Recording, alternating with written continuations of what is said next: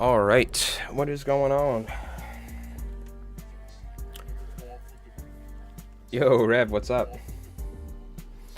What is up? You know, I kind of almost wish I went fishing just now and streamed fly tying later, looking at the tide. But I think we'll go do some fly fishing later for the incoming tide is what we're going to end up doing.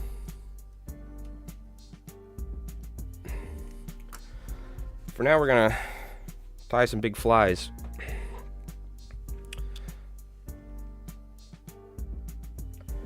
All right, what is going on? I hope everybody is doing good. Let's go ahead and shut this off. Close that up. All right. We're looking good. How's it going, Rev? Me and Rev got a game of Warhammer in yesterday before I went fishing. Okay, let's get the device all in focus here.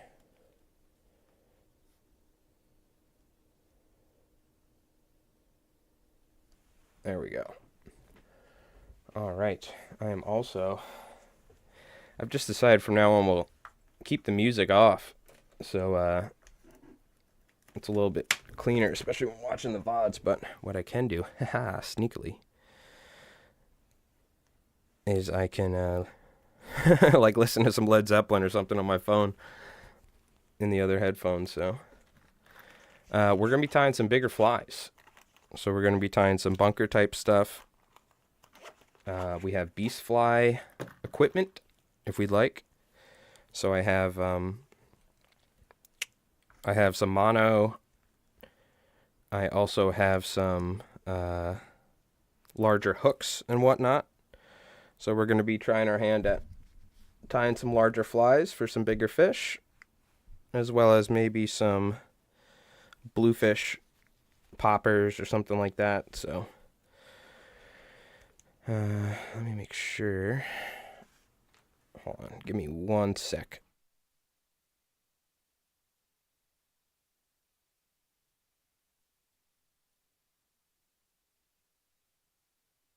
Hold on, I just want to make sure my stuff works. I don't want to get DMCA striked. Give me some old school hip hop.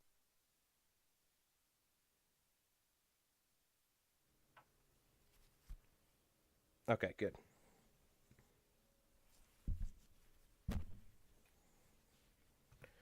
Very nice.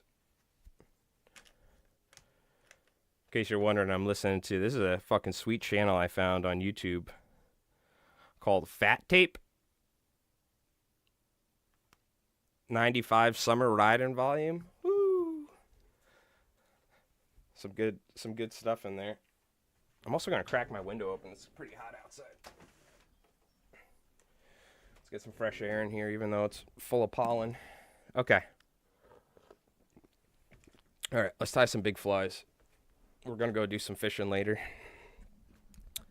It is pretty windy, unfortunately, but that's all right. Ooh, little old dirty bastard. Jeez. Okay. I got this partridge predator here. So this is the new hooks I picked up. Just turn this down a little. Old dirty screaming in my ears right now. ODB. These are the big game hooks here. The Arex, or not big game, I'm sorry. This is the new like beast fly hook from Arex, which is pretty cool. I guess it's like a Bob Popovic's signature hook for beast flies, and it seems like it has bevels in the back specifically for tying your monofilament to, because what you do is you put a monofilament extension and we tie our bucktail off the back of the mono, so we end up having like a 12-inch fly made of completely bucktail, and it fishes good. But we're going to start with another synthetic slammer, if you will, because I was fishing one yesterday, that one we tied on the last fly tying stream, if you tuned in.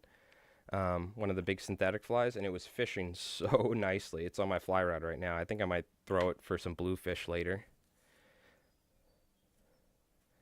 So I have a bunch of different Steve Farrar fiber. I actually went and bought some new Steve Farrar fiber as well. I have a bunch in packaging here from over the years, but let's see the new ones I got. Hold on. I was like organizing all of my materials. So I was like separating them and getting them together. So I got some new colors here, some actually really nice colors I'm excited to use. We got this nice sort of, I don't know how to describe it, like turquoise type color. We got an olive. We have like a charcoal sort of gray. And then I got some off-white as well, because I already have white. I have a bunch of different colors of this stuff, the Steve Farrar fiber. So we're going to tie some larger bunker type flies, if you will. Hey, Doc, how's it going, dude? Hope you're doing well. I also have a bunch of just loose hair from over the years from being a kid and having Steve Farrar fiber. So some of this is slinky, some of it is Steve Farrar fiber with flash. I kind of want to try and bag this stuff up if I can, because it's just loose. I've got some nice kind of yellowish chartreuse.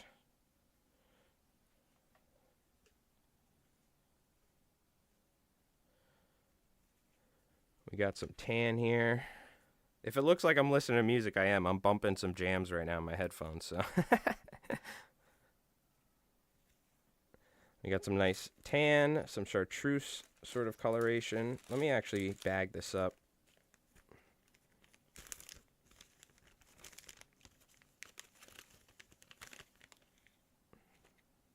I would love to blast some Black Sabbath and Tribe Called Quest for you guys, but unfortunately, copyright is a thing.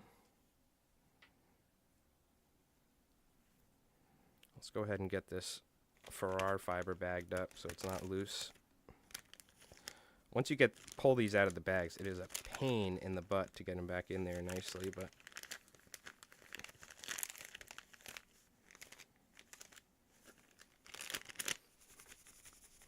when the slinky busts out of the packaging, I'm telling you, it's a pain. This stuff gets everywhere, it really does. Okay, so I've got white, I've got pink, I've got black, blue, chartreuse. I've got all these different colors of Steve Farrar fiber. Yesterday we went fishing in the rain and the wind. Streamed it for a couple hours, and we ended up fishing that big. I don't know if you were there for that, Doc, but we ended up tying a big bunker fly, and it was fishing beautifully. But we are going to be tying a beast later, so I got new beast fly stuff, and I pulled out all my good bucktails. You were lurking? Yeah. Oh, dude, this thing looks so good. I was like, we got to tie some more synthetic bunker flies because it was fishing so well and it was so good. See, I don't mind throwing something like that when there's big bluefish around. If there was big bluefish, I wouldn't throw a beast fly, for instance, right? But now there's a good chance in a lot of the areas we want to fish, especially for bigger bass, there's going to be giant bluefish as well. So I'd rather be fishing synthetics and with a leader wire, you know. We caught a bunch of bass with leader over the years, but I mean with wire leaders, so I'm not too afraid of fishing them. We got some 0.35 diameter wire. We're going to be putting a keel on here, kind of like how a sailboat has a keel. Classic Mark Sadati trick. I got some new lead wire from the fly shop. Just got to make sure you don't lick your fingers or eat anything while you're working with this stuff. Oh, this is kind of nice. I can leave it in the packaging and just kind of peel it.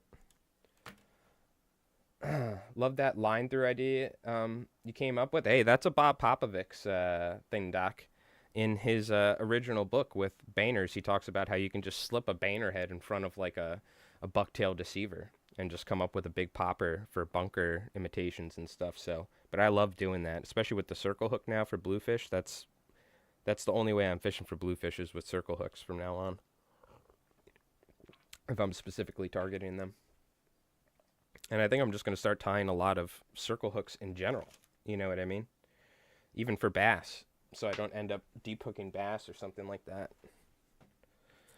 All right, so what we're going to do here is we're going to tie stacks of lead wire on the bottom. So I'm just going to kind of get a measurement here. I'm going to leave some room by the front for our thread.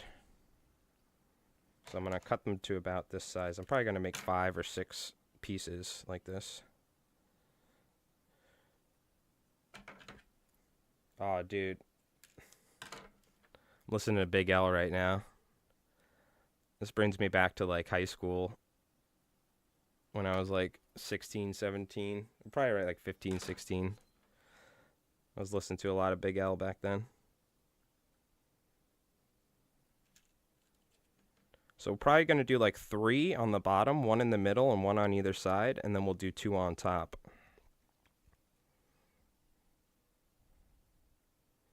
This will not only help the fly cast better, but it's going to help it track in the water.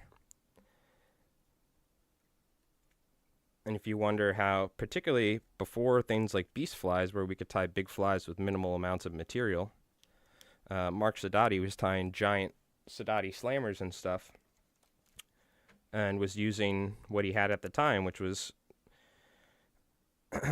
larger bucktail, but also schlop and hackle and stuff like that, and tying extensions with wire and second hooks tying these giant flies that truly represent an adult bunker. I have one over there next to me. But being able to cast it with a fly rod, which is pretty tough, and achieved it by tying a lead keel in the bottom. And now usually high stacks or, high tie and low ties the material on there and stuff. But this is a kind of synthetic variation we're tying where I've seen him tie. And I don't even know if he V-tied it, but I'm just V-tying it because that's just how I like tying it. So somebody could argue, this isn't a Saltwater slammer. It's not tied exactly. Yeah, all right, it's fine. We could always call up Mark and get him on the phone, see what he thinks. I'm sure he would approve. Once I get my boat fixed up, we're going to have Mark come out with us and do some fishing. He really wants to do some blue fishing, so maybe I can get him to come out with me and Jeff one day or something. So now we have a nice lead keel on there, and this is going to act like a keel on a sailboat, which is going to help keep the fly swimming right. And it's also going to help break up some of that wind resistance in the synthetic material. I'll never forget watching Mark cast a 13-inch bunker fly on a 5-weight, and he casted the entire fly line at Somerset, New Jersey during the wintertime at the show. I still tell him, every time I see him to this day, I tell him how incredible that was. It really puts things into perspective when you can't cast a lefty deceiver in the wind, and this dude's casting 13-inch bunker flies on a 5-weight on a trout rod, 100 and something feet. He's just an amazing fly caster, world-class fly casting instructor as well.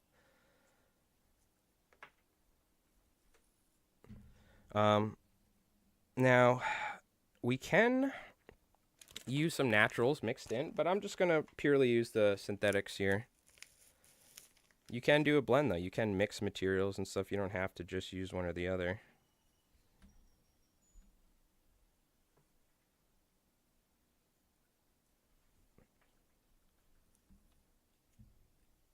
But this fly is going to be pretty big. We're going, let's see, I can grab a tape measure. Let's see the exact measurement.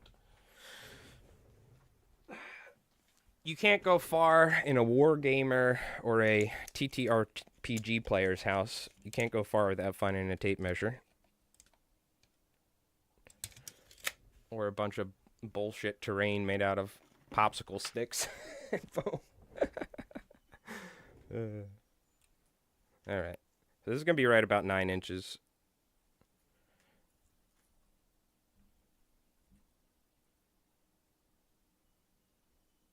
And I'm pretty much V-tying the entire thing, is how this is going to happen. Actually, let's move this up. We're going to start right around the hook point. I don't want to go too far back.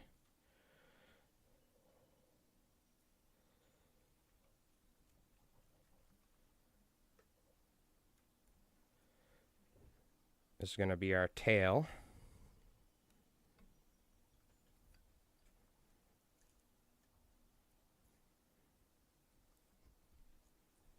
And I'm essentially just tying it right in the middle.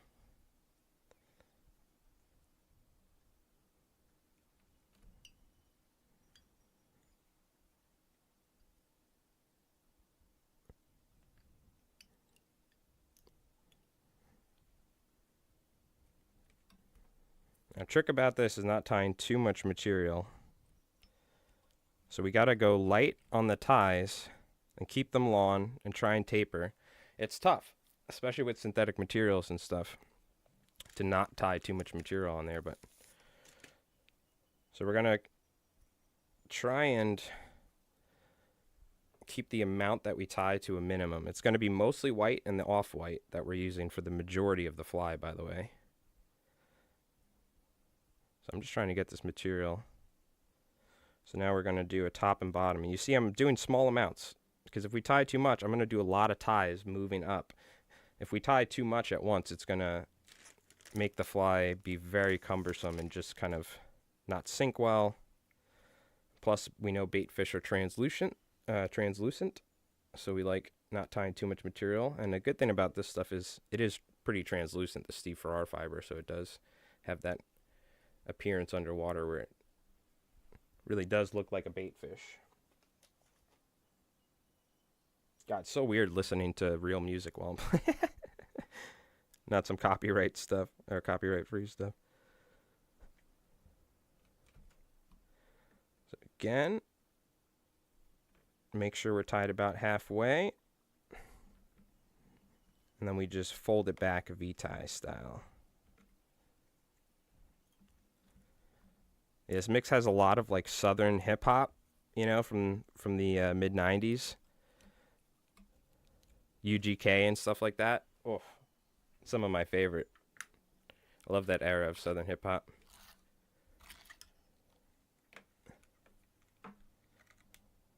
A lot of Cali stuff, as well as East Coast. But so again, most of the material is going to be tied top and bottom with this fly. Most of the material is going to be tied top and bottom, because we're going for that profile, that bunker profile, to get that proportion right.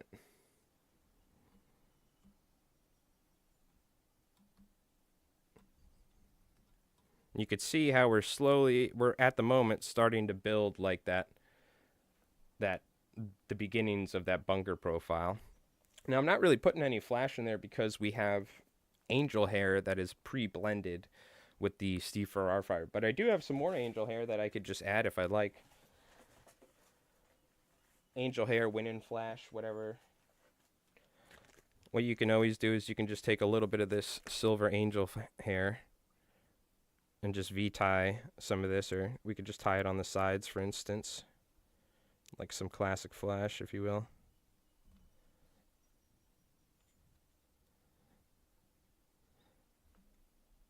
We can get a little bit more flash in there if we'd like, or you can blend it in. The way you would do this prior to buying it pre-blended in Steve Farrar fiber, you would take slinky fiber and you would cut it to the lengths that you'd like, and then you would mix in angel hair and you would blend it in your hands, kind of like how you see me blend bucktail and stuff a lot of times. So now I am going to slowly make the material slightly shorter, but to be honest with you, most of these ties are pretty long. You know what I mean? But as we move up the hook shank, they're going to get shorter and shorter, essentially.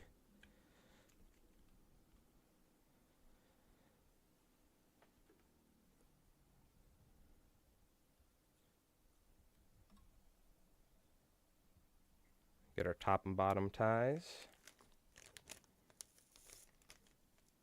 Again, not too much material on either one. And the bottom material is going to be just slightly shorter than the top is what I try to do. It's okay if it's not, but I try to do that because you kind of get a nice natural taper look to it.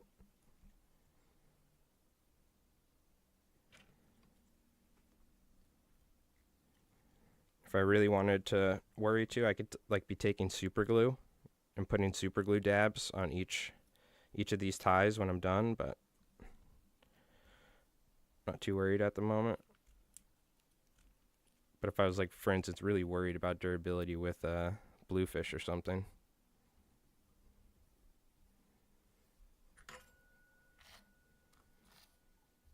By the way, keeping something like this on you, I'm going to have to bring it with me when I go fishing, because if we get big bluefish, this thing is going to get all scrunched up and tangled. So it's really nice keeping a brush with you whenever you fish synthetics. Ian Devlin, what do you call it, likes to point that, or make that point well known in a couple Instagram posts. He's helped reinforce that idea in my head, which helps, because these flies sometimes get just like tore up and they get all mangled with toothy critters. So having a little brush with you really makes it easier sometimes when fishing. I'm gonna put a little super glue dab on here.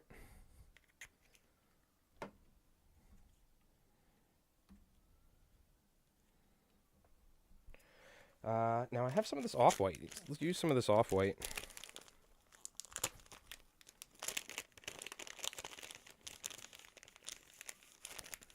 Yeah, never pull it fully out of the packaging. Never. You're only asking for trouble. This has some nice different color to it as well. It's off-white, but the angel hair is different.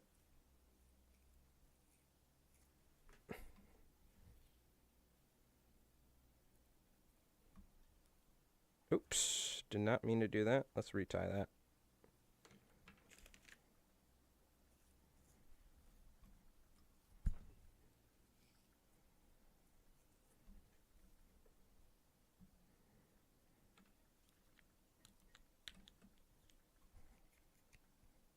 Yeah, I think it's almost about time to get a new right bobbin. I'm going to keep using this one, even though it's falling apart. I still love it. But I just want to get another one, and I'll keep monofilament on the old one, and I'll put my titanium white Danville flat wax nylon on the new one. I think I deserve it after this long of using the broken one. The ghetto broken one. Something tells me I probably deserve it, but with the amount of flies I've tied on it.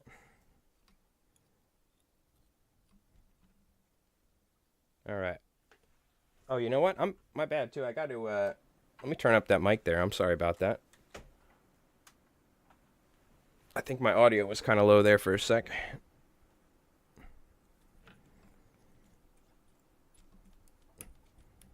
Rookie move. You always got to check your levels.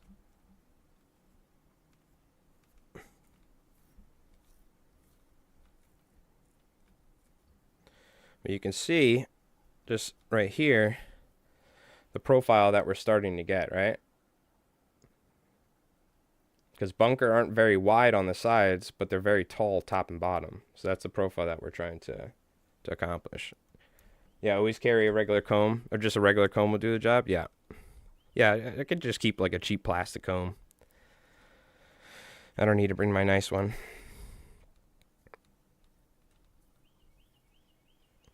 Looking very good though. Let's keep moving.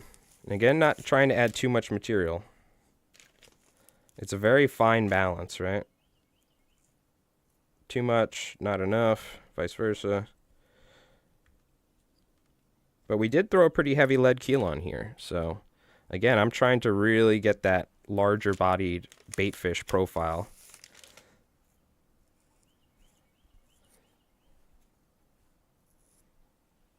Oh my god, my least favorite ads I probably ever get are these goddamn Temu ads on YouTube. Ugh. Stupid songs. It's so annoying. Like a knockoff Chinese Amazon.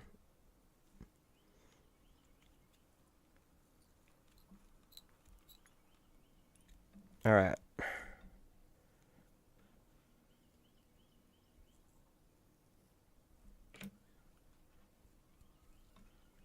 We're going to wrap that to the same point, essentially.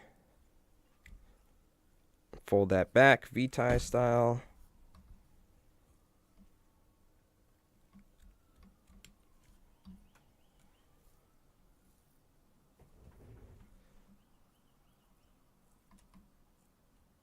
Looking good. Oh, yeah. Ad-free days. Yeah, good luck. Just Steve Farrar fiber? Yes, Craigroll. Just Steve Farrar fiber we're using at the moment for this. Yeah, it didn't last long while it lasted, huh?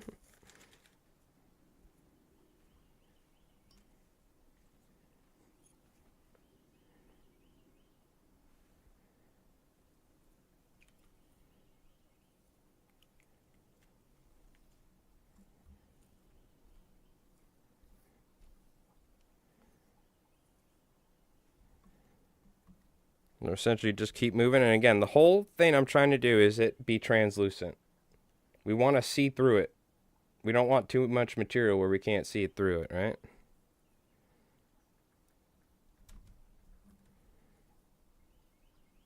You know, it's going to take a couple times to tie these and get to the point where you're comfortable with how much you're putting on there and stuff and this and that, but it's essentially just a big synthetic Sedati slammer is what we're tying. Do we start adding some colors at this point? I think we could do one more all white or off white.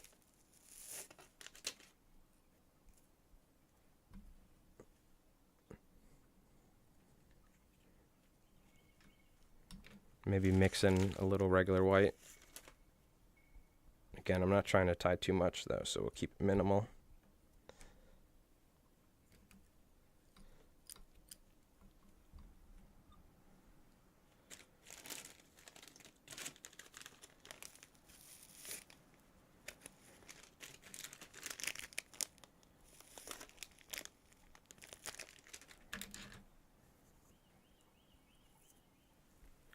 So you see I'm pulling the lengths out to get the hair to be long enough. That's what I'm doing.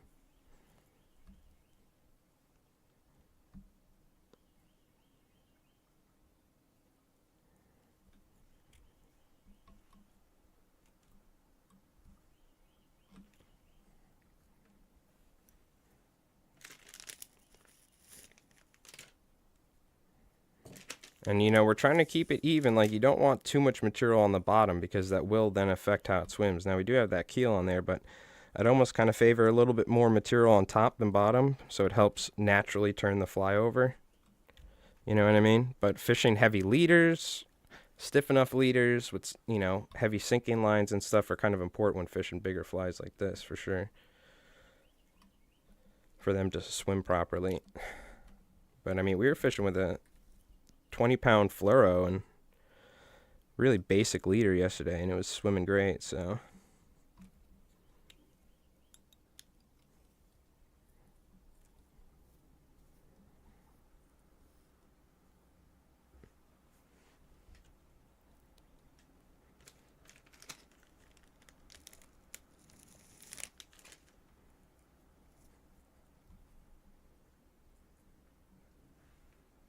you can see I'm not tapering as much as I move up, so it's not as long. You know, I'm not pulling on the ends as much.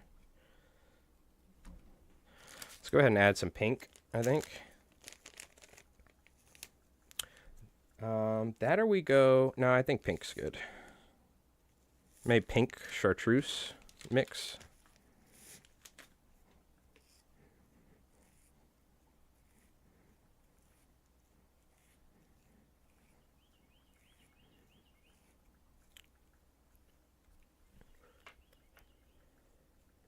God, there's some bangers on this mix.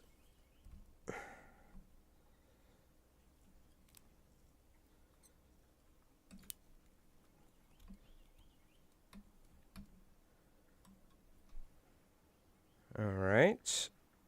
That looks good. Again, I don't want too much on the top or bottom.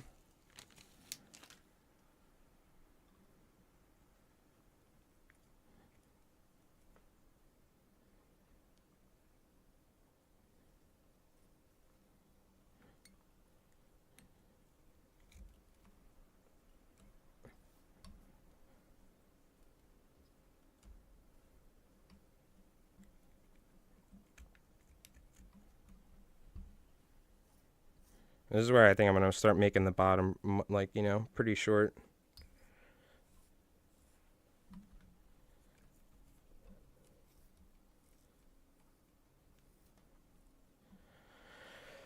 All right.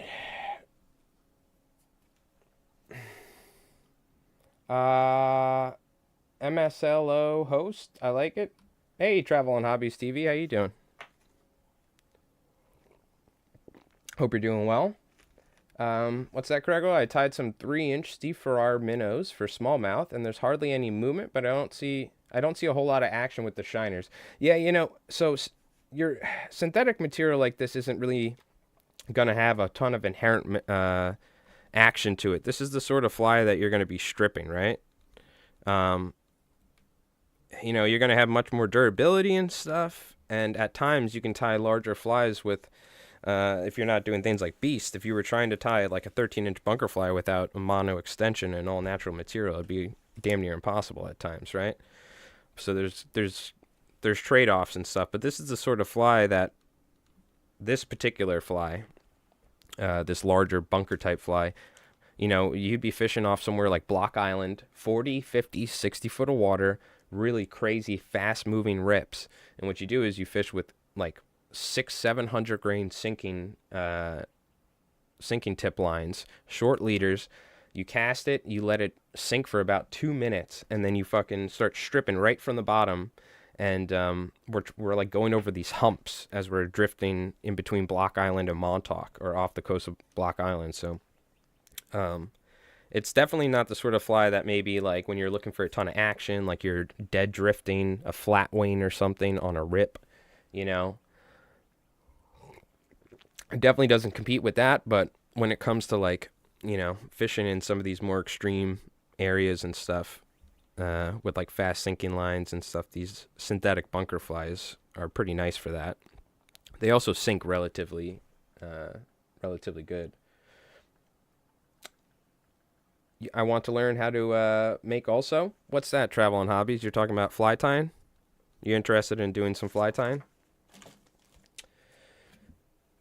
Let's get some of this tannish colors in here.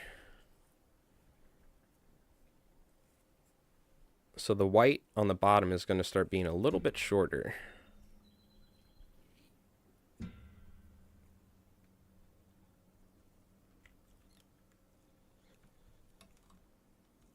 And again, we're not putting a ton of material in there at the moment.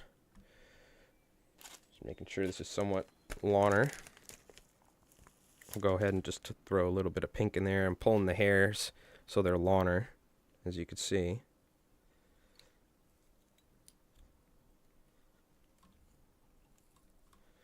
Then we'll just take a little bit of this white, tie that in. In fact, I can also make this shorter if I'd like, so we can start tapering that belly on the bottom. I can always leave a little bit at the lawn length. And again, this is a V-tie, so if you look at it, the material is tied at an angle, like this, and it's tied in the middle. So you have this section that was tied off the back. Then all we do is we just fold it towards the opposite direction. So if this is sticking like this, then we fold this back and we just tie right on top of it. That's all a V-tie is. Once you know how to do this technique, you can tie so many different flies, because there's a lot of saltwater flies or freshwater that use this sort of technique in how to build up bodies and stuff.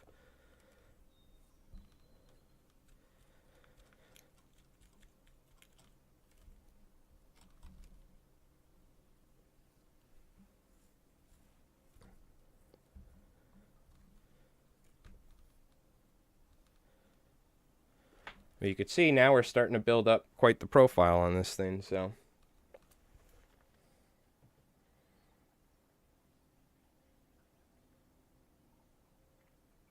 Yes. Oh, okay, very cool. Very cool. There's what do you call it? We have a Discord in the description of the YouTube video. You could feel free to join, and if you have any questions about how to get into fly tying, we have a ton of people that could help. How much material would you want to be using, like less than half the packaging? Am I talking a complete fly, or would it take a whole package? Why are they so expensive? That's why they are so expensive to buy when people... Are you talking about... Yeah, I'm not using half the package. I would say... so you're asking if we just took one color of a brand new package and tie the fly, how much material would it take? Is that what you're asking, Doc? Are you going to hit the top with markers? I'm probably, if anything, Craggerroll, I'm going to put a dot. You know how they have that signature dot bunker on the side? Doc, I would think you probably, not even half of the material, honestly. I think it would probably be about a quarter or something like that to tie a large fly like this, perhaps. Because, as you see, we're not using a lot of material. We're tying small amounts, but we're tying it in a way that we stack it up. So in reality, like you can see through it as we go by. It's not a ton of material. We could try it though. We can tie one in one color And like I could tie one in pink or chartreuse. Oh, excuse me. Oh God, excuse me. Burp just came out. I'll tie one in one color and we'll see if you want. I think it's going to be about a quarter of the packaging, maybe a fifth. Could be wrong. Like this one's probably already half used. We could try and use this and see. It might be about a third. I could be wrong.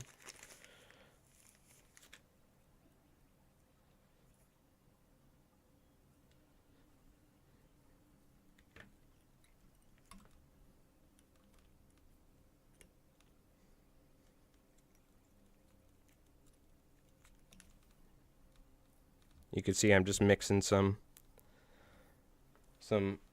silver in there as we go because it's going to be hit on the sides.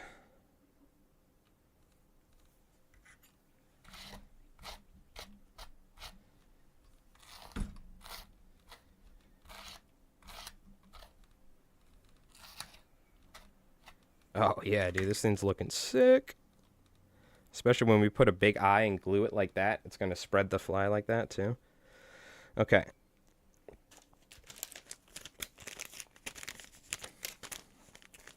Now the question is, what color do we... If we're going to tie it in one single color, it should either be like white, like this, or it should be something bright, personally, I think. I guess we could tie... Oh, I don't really have black or something. I was going to say we could tie a dark one for nighttime, but...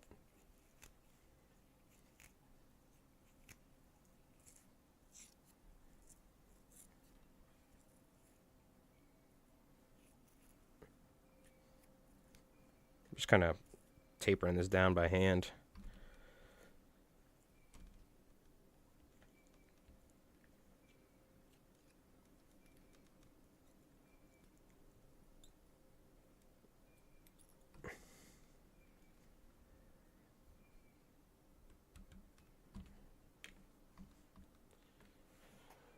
Alright, shut up. These goddamn YouTube ads.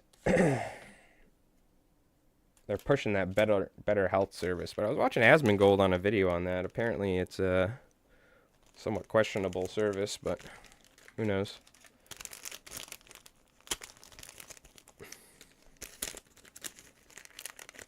What sort of fishing do you do, Travel and Hobbies Outdoors? Or Travel and Hobby TVs? What sort of fishing do you do?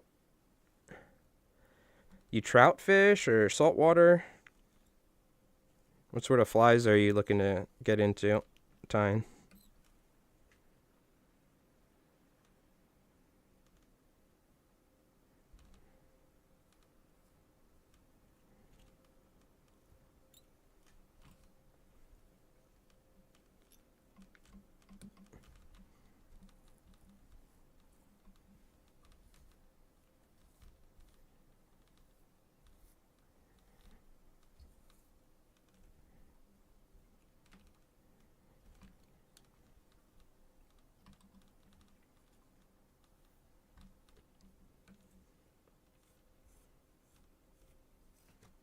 Kind of this is one of the best parts about tying big flies is sitting there and just playing with the hair.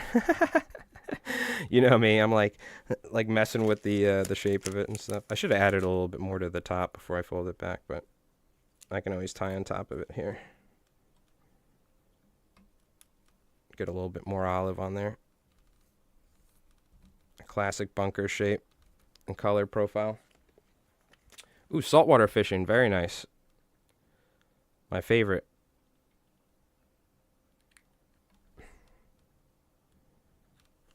Very cool. Mostly using jigs? Oh, okay. What sort of species, though?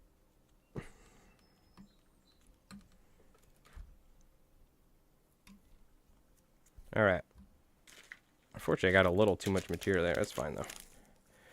We're going to go with this white. We're going to add our turquoise-ish teal colors, if you will.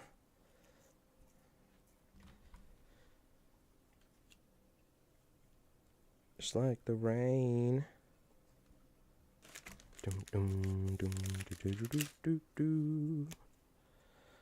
Grand Poobah, man. Woo! Some classic.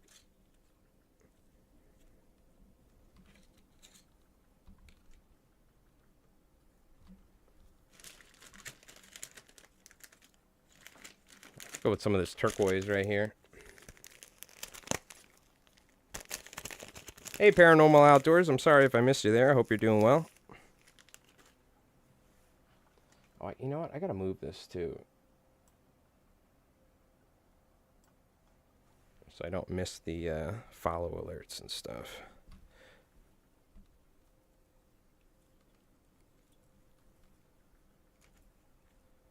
Some of this nice kind of turquoise-like colors on here.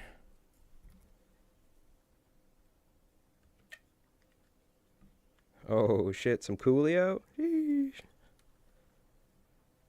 Rest in peace.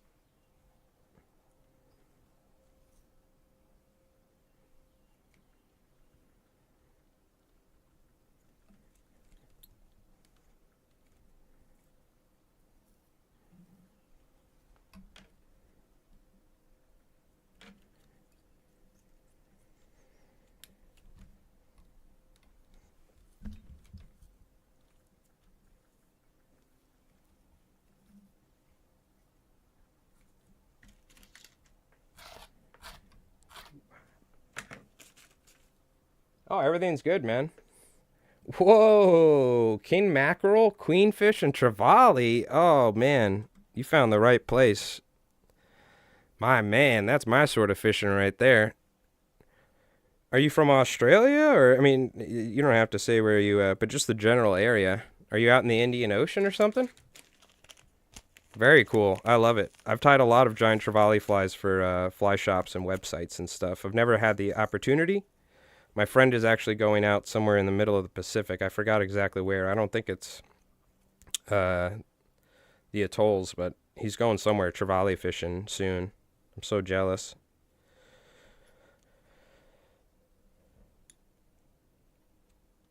That's awesome. Queenfish, king mackerel. This is like big pelagic species, inshore and offshore.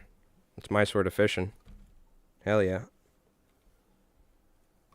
Ah, UAE. Very nice. I know they have some fantastic fishing. There's a couple fantastic fly fishing guides that are based out of the UAE or Dubai and places like that. Yeah, it's actually amazing fishing. Now, what's the body of water, though, that you're fishing? Is it the, like, Red Sea or something? Or is it the Indian Ocean where it meets up in the top corner? I'm not very good with geography with that side. My father's Turkish, so I know a lot more about the Mediterranean and the east side and whatnot, or the western area of Central Asia, I guess, if you will.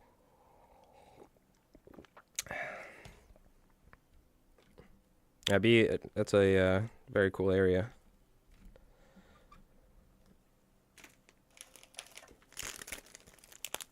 You want to go to Oman? Yeah, our friend Diego Sanchez has spent a bunch of time in Dubai. Like, he works for a firework company or something, so he was doing these firework shows in Dubai or something, and he went out and caught like queenfish and stuff like that and mackerel with a fly fishing guide, I think, out in Dubai.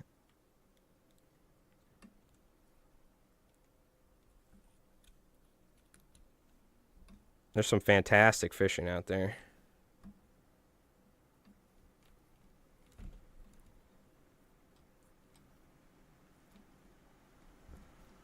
All right. We're pretty much good.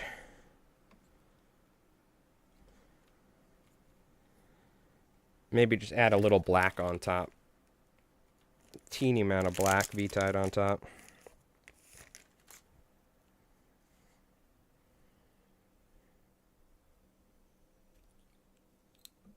Yeah, this would be a great fish for these travel and hobbies because synthetic materials. And if I'm not wrong, don't queenfish have pretty serious teeth on them? I know king mackerel definitely have some serious teeth on them. For sure. You guys want to see what these fish look like? Abu Dhabi Fujairah. I'm definitely mispronouncing that. And I'm going to stay here in Dubai. Ah, very cool.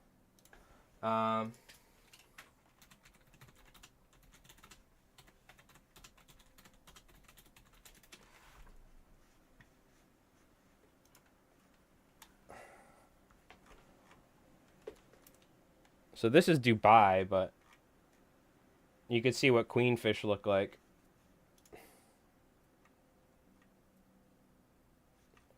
So, pretty cool fish. You know what? They don't have crazy teeth. They do have teeth, but it's not like, yeah, they have saws, huh? They're not like really big. Like, you know, bluefish even have larger teeth. They have like micro teeth. But yeah, they're pretty cool fish. Queenfish.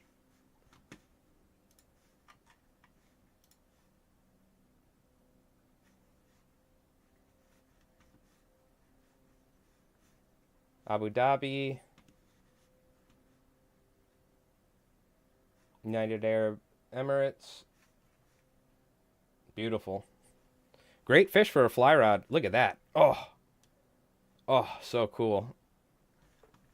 Beautiful fish. You want to see the fish that we fish for, Travel and Hobbies? Are you familiar with striped bass?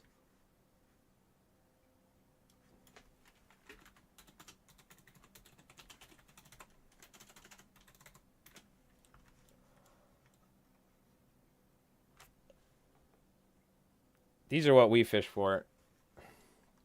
Striped bass. Predatory game fish. No teeth or anything, but they target large bait fish, so we tie big flies for them and stuff like that. So a fish like this has no problem eating a 12-inch fly or something like that. The legend, Bob Popovics. You could see beautiful fish. So that's why we're tying big flies. Because they eat them.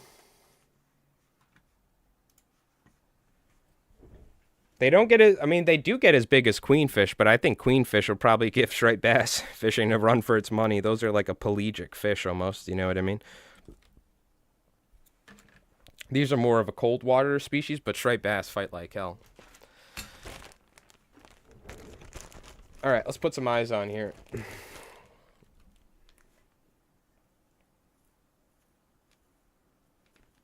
So even though this is like a pretty big fly for the most part, which is, you know, even 9 inches ain't crazy for a bunker fly, but the bait fish get even bigger. The bait fish get like, you know, get like that. Really big profiles and stuff. Oh, fuck. Oh, God. It just reminded me of something. I'm not going to get into the specifics, but it was from watching Sequisha. I may or may not have accidentally just sat on my nuts. And it was him showing a video of this, like, this Brazilian politician, this old guy, and he sits on his nuts, and you could see he's like, ah! he recoils in shock from sitting on his nuts. I almost had one of those moments right there. It's like, I was like watching Sequisha, and he's like, you guys ever see the video of this Brazilian politician who sits on his nuts and visibly almost gets sick from it or something? Like, you can see the guy was like, he's some old guy. I fucking love Sequisha.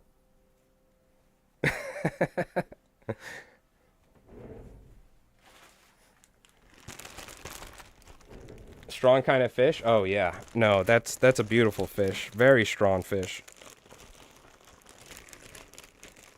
All right, what sort of 3D eyes do we want to put on there?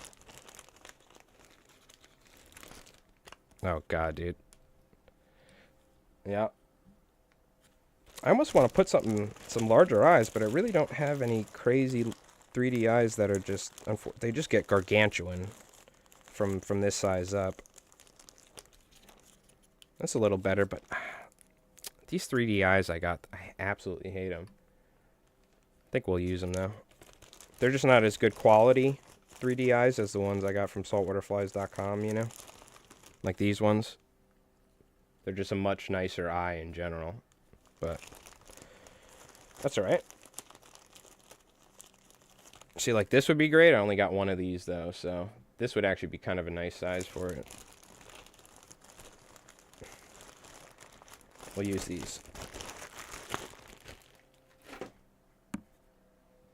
Da-na-na, da-na-na. So we're going to be using some Loctite Stick and Seal, or you can use something like E6000 shoe goo, stuff like that. Works great for synthetic materials like this. And essentially what we're going to do is we're going to put the eye and we're going to press it in so that glue seeps into the synthetic material and locks it down.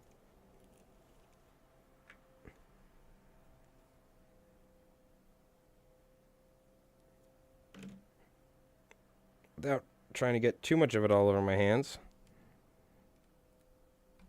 You can see I spread some of that glue on there first. Get a little bit more, a dollop. And I put it on there and then I press it down and push it back. So it like the whole eye physically gets covered in this glue and it presses into the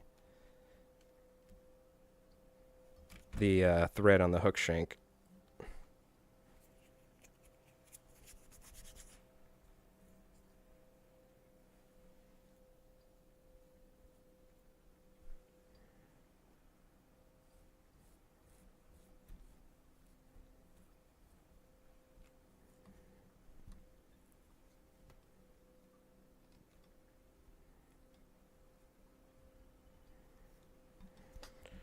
So you can see we got that eye on there.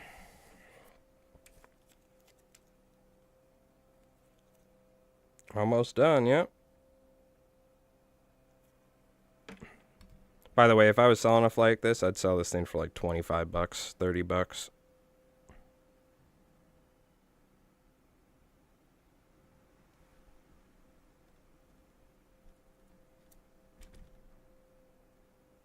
As you saw, this takes about an hour to tie, so luckily I don't tie many of these, but we'll see. Maybe in the future I'll get into tying more larger flies for private orders and stuff. I have to figure out if I want to get into doing that or not. And it takes a lot of time. As opposed to just cranking out bulk.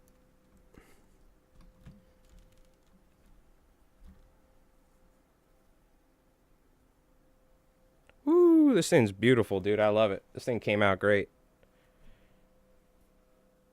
I'm just trying to get a little bit. I've been recently tying a good amount of these, and I'm just getting them to the point to where I'm pretty happy with them, and then I'm going to make a nice YouTube video.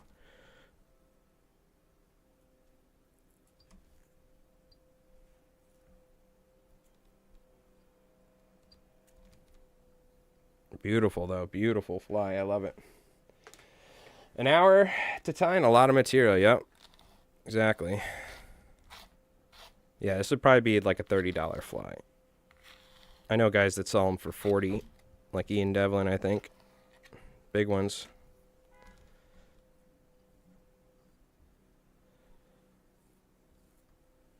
All right, beautiful. Beautiful slammer, synthetic slammer with C4R fiber.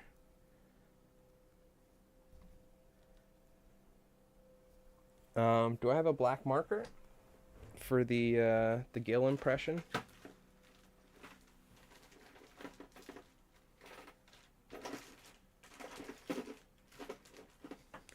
Does this one work? I think it does. Yeah, it does. Look at this fucking Sharpie, by the way. This thing is massive. This is like the Sharpie, like, it's like a Gotti edition, Dutch Master edition. This thing's huge. So what I'm gonna do is,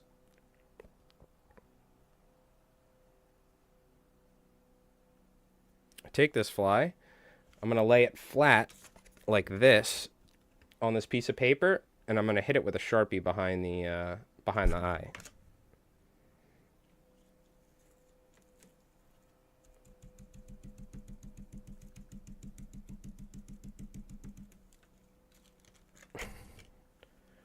Just like that. Because a lot of bait fish have that like lateral dot or something. There's a specific scientific name for it, but that bunker have. I'll show you here in a sec.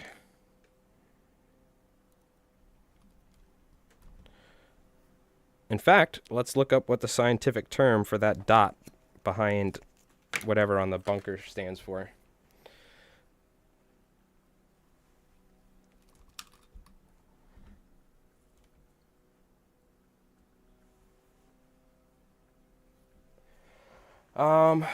Let's see. One thing is I got a little bit of glue on that material right there, but that's okay.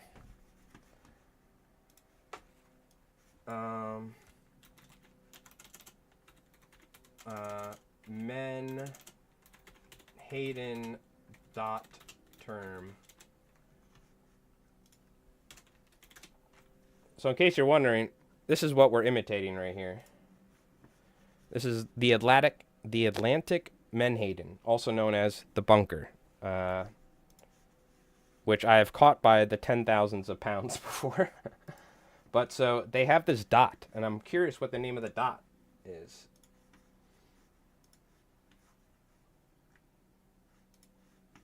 You can see what they look like, right? This is what an adult bunker looks like right here. Now, mind you, though, in the water they look different.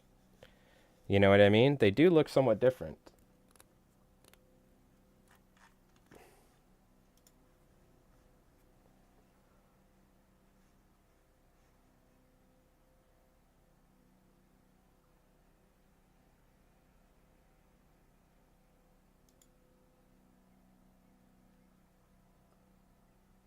I wonder what the term for that black dot, like the scientific term, is what I'm looking up.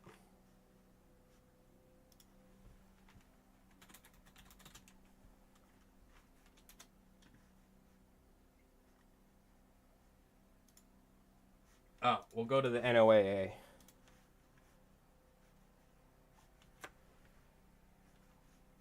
So by the way, you could see the colors on the fish. You see how we were trying to represent? We're going for that pinkish, chartreuse, olive, turquoise, gray. You know what I mean? I was really trying to imitate the specific colors of it.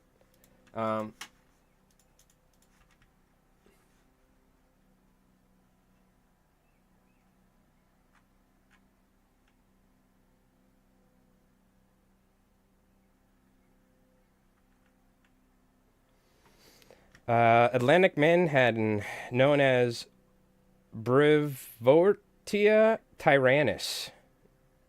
Damn, that's a crazy name. Wow, they could live up to 10 to 12 years. It's crazy. All right. Anyways, I don't know what the term is. I'll probably ask my boss and see what he probably knows the exact term of it. The spot on the gill plate. I'm kind of curious as to what that's called. I do want to tie another, and to be honest with you, one of the things that I love most that Ian Devlin does with his, he's a fantastic fly tyer. One of my favorite things that Ian Devlin does is he puts a yellow forked tail. So I think we should try that, because I never do that. So we could essentially tie another one, but maybe we'll just use one color, right? Doc, we could test that. We can do it, but I want to put like a tail on it. Real quick, I can show you.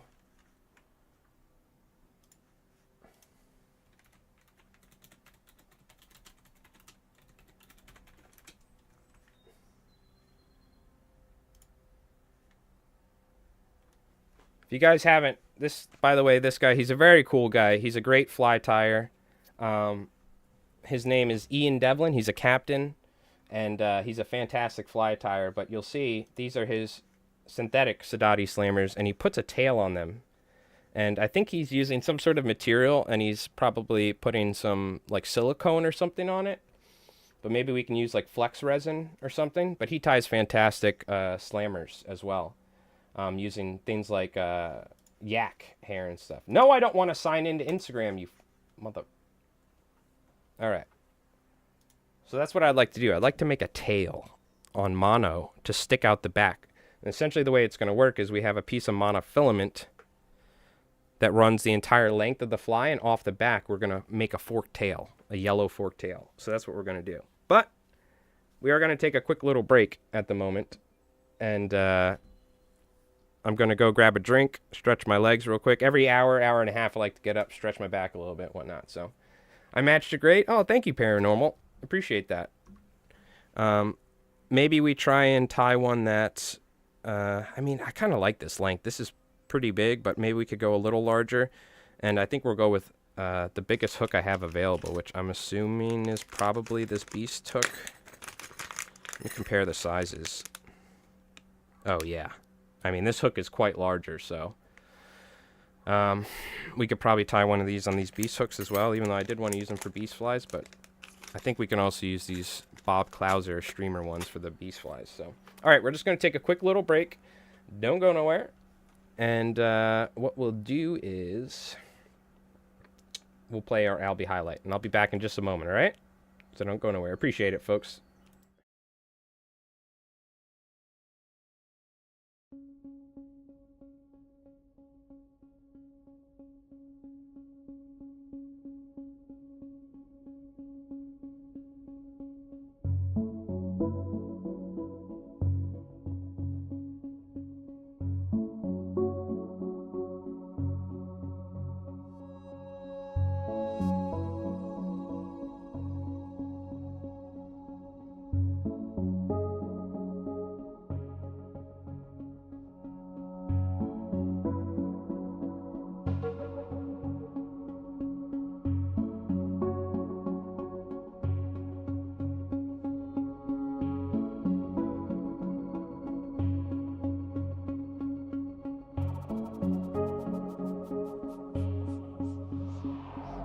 Yeah, dude. Yeah, dude. Stay tight, all right?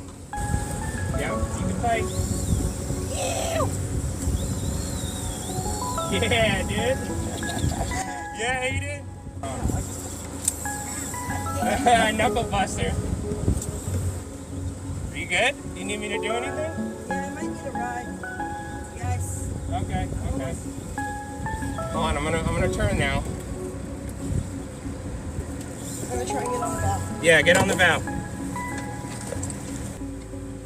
All right, you're doing good. Keep doing your thing.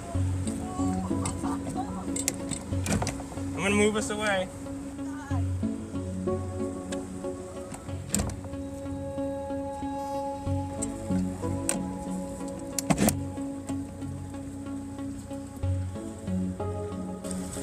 Is that a little one? No, that's a nice one. Is it? Oh, let's go! Come here, close next to your alley.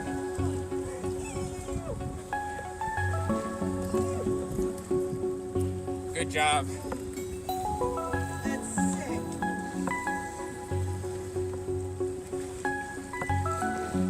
All right. Nice. Let's go! Woo! Albie slap!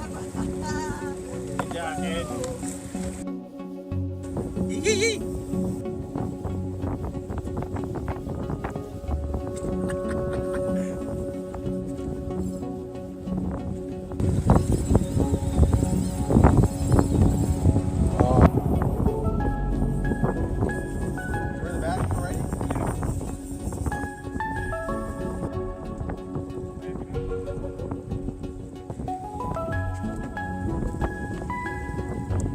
Looking down the barrel of a 12 gauge little tuning, bro.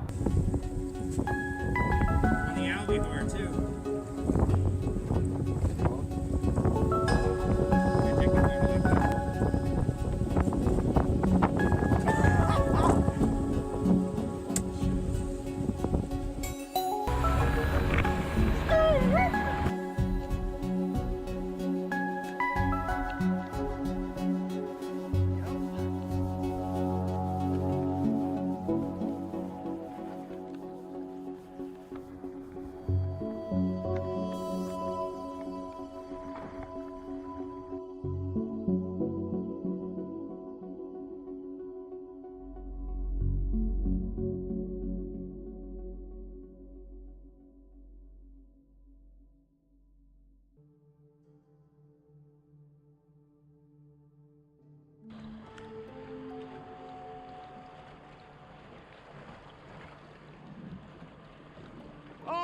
my god, dude!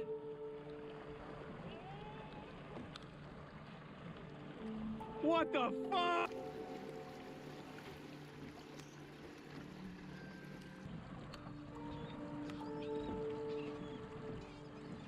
Woohoo!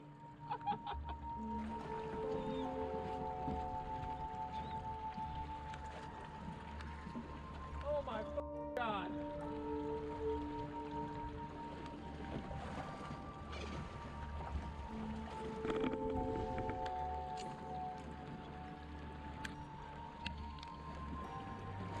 Yep.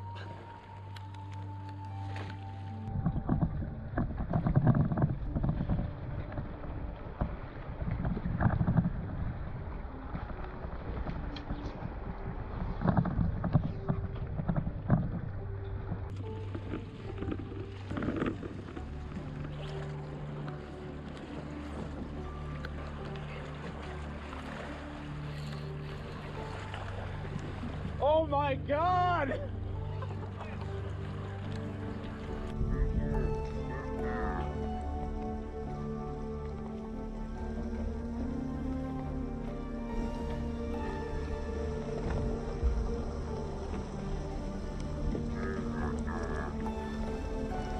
You gotta turn the boat so I can cast.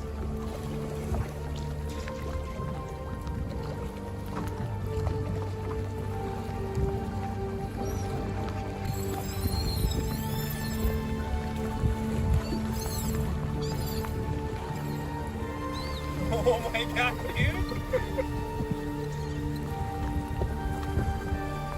All right, we are back. Yeah, that's pretty much a tuna travel and hobby. It's not a tuna, technically. It's called a false albacore. They're more related to mackerel, but they are, what do you call it? They are essentially like a smaller tuna that come inshore every year, and we catch them on the fly rod. It's like one of the best times of year for us. Why is it... Did I drop frames at all? No, huh? Very strange. My cell phone was saying that it was using data for a second. Hey, Brew, how's it going, dude? Yeah, no problem, Travel and Hobbies. I hope you've been enjoying. Yeah, all that stuff was from live streaming, by the way, on Twitch. I do live streaming for fishing on Twitch. In the future, we'll be streaming it on YouTube as well, but I don't have the technology to do that yet. By the way, I've been listening to this guy, Buddy. Check him out on YouTube. Some good stuff, man. Some good hip-hop. There's still some good artists out there pumping out some awesome stuff. All right, so we're going to tie another one of these, but we're going to attempt to put a tail off the back. This fly came out really well. I'm happy with it. I'll put that in the big fly box for the big fish. Chasing bunker and stuff. Okay. So, we need a piece of monofilament that's going to be long enough. And that will have essentially, a tail, a yellow tail. Now we're going to need to make the tail first, and we're going to have to coat it in something. I might use, as much as I want to use silicone, which I think would be the best, it's going to take a while to dry, and I'm not going to be doing that right now. So we might use flex resin or something like that. But first we're going to kind of get the length of the mono that we need to tie it on, to kind of have a idea of the length that we're trying to achieve, you know?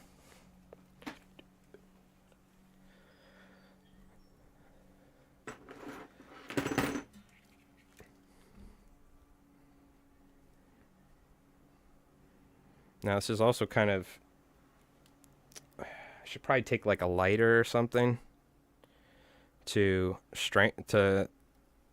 what do you call it? Straighten this, but so this is going to have to be pretty long, considering. Yeah, ideally what you do is you cut, this is 100-pound monofilament that we're using, 100-pound trickfish leader material. what you do is you cut it, you put it in a thin, straight tube, and you put it over boiling water or something like that, and you steam it to where it's straight. You can also use a lighter, and in fact, I think I'm just going to go grab a lighter real quick and try and straighten it up a little bit, because we don't want this sticking like that. We want it to be straight. I have a piece, but it's not long enough, so let me just go get a lighter real quick. What you really should do is prepare these ahead of time. You know what I mean? By cutting it and straightening it, but...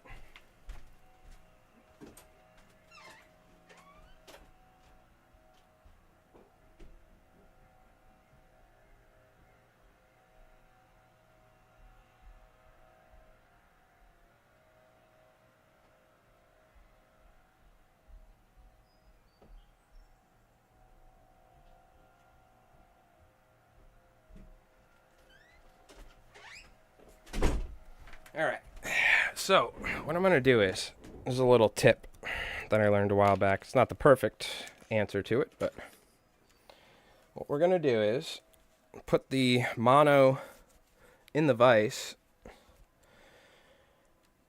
and then we are going to straighten it with a lighter. Essentially is what we're going to try and do.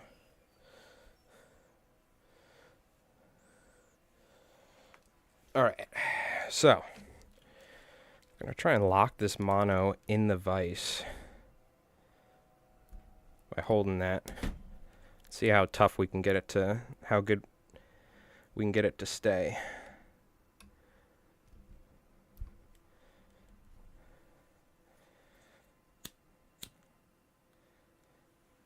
Now we don't want to destroy the integrity of it, but we just want to heat it up a little bit.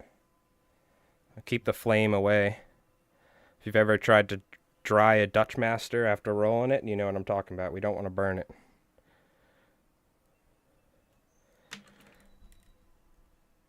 And just that in itself kind of helps straighten it up somewhat.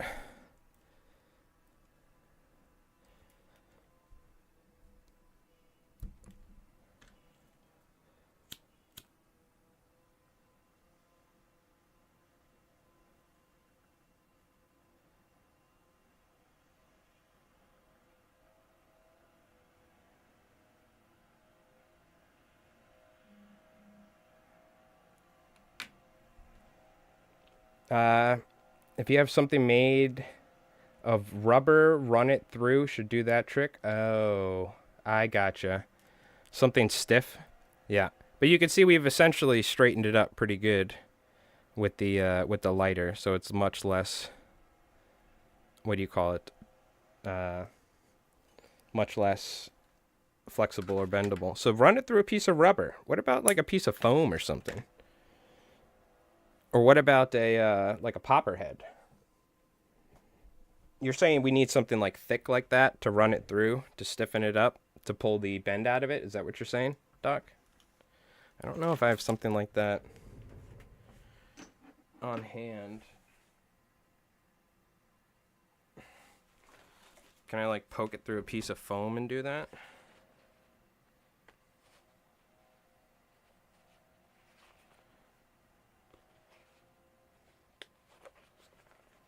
And like put pressure on it like this. Yeah, I know what you're saying. I don't have something like it, but that's all right. We're good. I'm gonna leave this extra long so we can just cut it. Let's move this stuff out of the way. So this is gonna be something. It's gonna be tied over here. Actually, if I make it shorter, it's going to be a lot easier to tie, won't it? Because what we're going to be doing now is...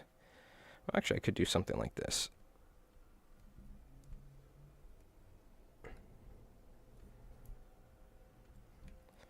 Let's just go ahead and tie it on there.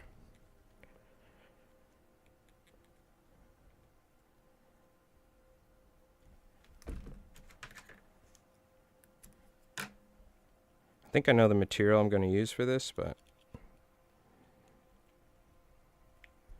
Stiffen that up a little bit. In fact, I'm going to put some super glue and stuff. Now, one of the nice things about putting that tab on the end by hitting it with the vise is that it also stops the thread from coming off. This little trick.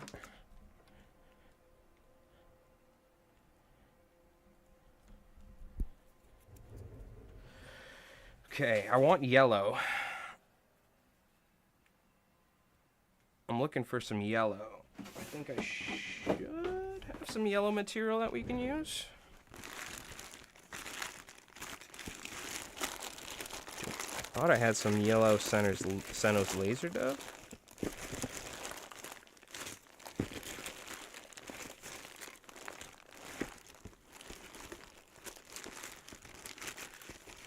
I guess I can use white and hit it with a yellow Sharpie. That works as well, because I have a yellow Sharpie here. So we'll just do that. I'm going to use the Senos laser dub.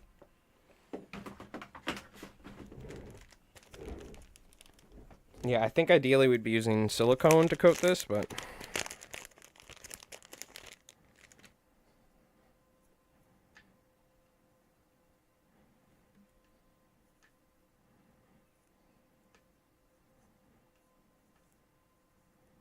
stuff isn't necessarily as long as I want it to be, but...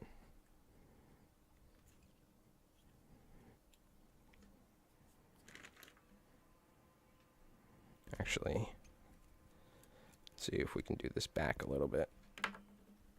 And we'll build it up over a couple ties. I'm running dangerously low on thread at the moment on this spool. Dangerously low.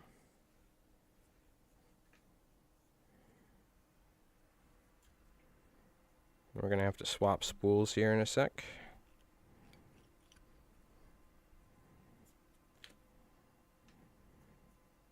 Yeah, so we're making the tail that sticks off the back of the fly. And again, I've never even... I mean, this has been done in tons of flies, especially something like surf candy and stuff, but I don't do it very often. And Ian Devlin doing it was like, you know what? I guess I should try it. See what it looks like.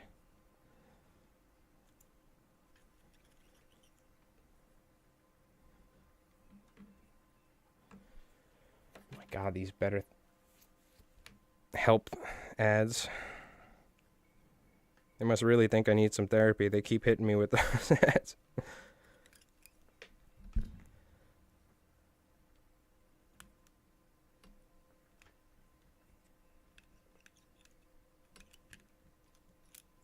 Again, it's a little tricky sometimes tying on the mono, but we got it.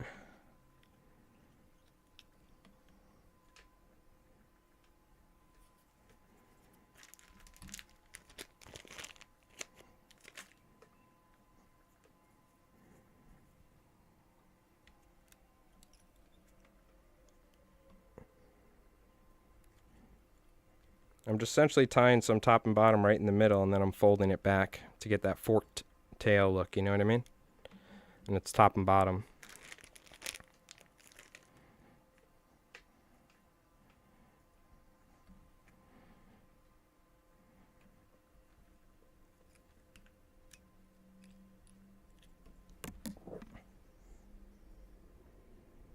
Oh, that's not good. It folded down on itself. Let's wrap that back.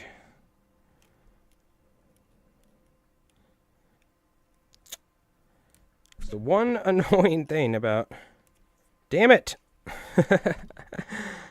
about working with this mono, it could be annoying at times.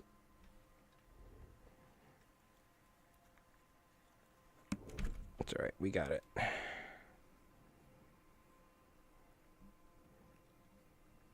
Just gotta move up a little bit, give ourselves some room.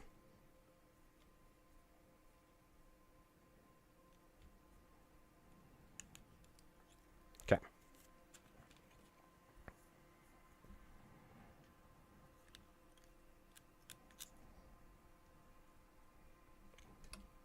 I'm gonna be honest with you, when we do the beast fly with the mono, I almost like doing it in my hands more often than not, like holding the mono in my hands and spinning the bobbin around without trying to whack myself in the head, if you know what I'm talking about. I can't remember last time we actually tied a beast fly on the channel. It was probably a year ago, or years ago, but you'll see what I'm talking about. I haven't tied one in years.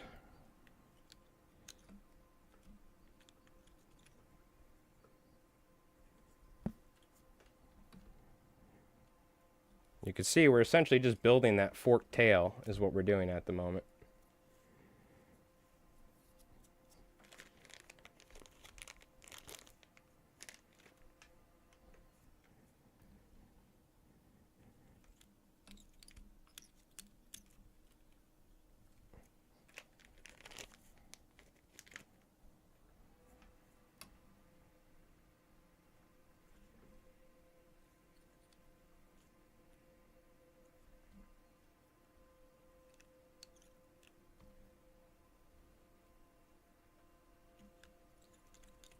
Okay. We got ourselves a little tail here. That should be good.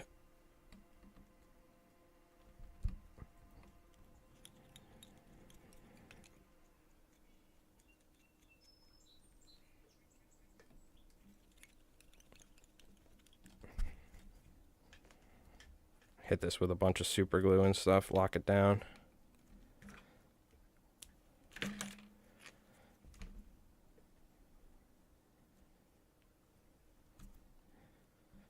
You can kind of see what we got going on here.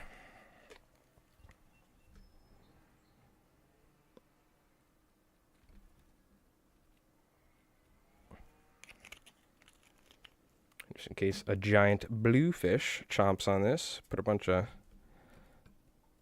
super glue in here. We might even coat it with some resin, this thread. Because I think what we're going to use is flex resin. Ideally, I think I would use some silicone to achieve this forked tail properly, but you can see there's our tail. Looking pretty. And the reason why we don't use regular resin, so we need something that's flexible, you know? Honestly, something like liquid fusion could work as well. If we coated it in liquid fusion and let it just dry, I guess, that honestly might be the thing we should do. Maybe just give it a sec to dry and like tie something else while this tail's drying or something. I don't know. I'm going to hit it with some yellow Sharpie, though, on here. What do we think, Doc? What are we thinking, chat? Liquid fusion for the tail? Which may take a sec to dry, or are we going with flex resin?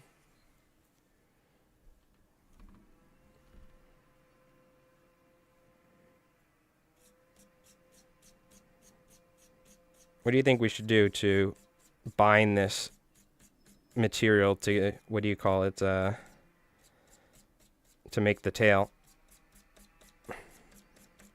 If we use the flex resin, we can tie the fly pretty much right away, but if we use Senno's Laser Dub, I think we're going to have to wait a sec.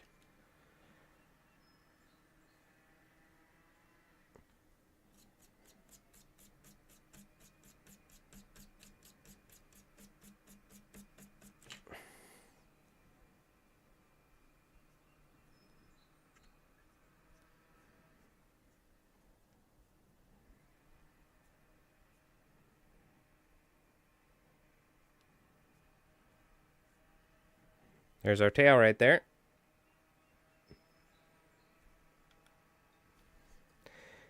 It almost looks like the super glue had an effect with the yellow paint. I mean, the yellow Sharpie, and made it turn red, like a chemical reaction or something. That was interesting.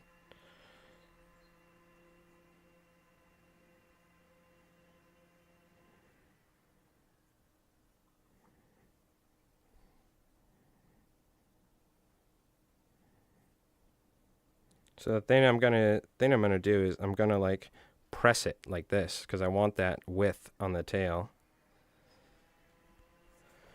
So what are we thinking? A little liquid fusion, which could take some time to dry. Or do we do a flex resin and just have it right away? Actually looks really nice. I'm happy with how this came out.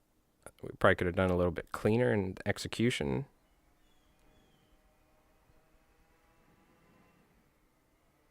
I think we might just use some flex resin so we don't need to wait too long, but that actually looks nice. I'd go with the flex for quick application, the other one for the launder cure. Yeah. I think I would probably almost rather use the liquid fusion right now, but it's going to take a while, so. Does this tail, by the way, look like an appropriate size? Yeah, I think so. Not too long or too large, you know. I'm trying to get a perspective on the size. The flex resin, brand new. We haven't even used it yet. Solarez Flex. Flex formula. We do need to do some flex candies here in the near future. Make a video on that.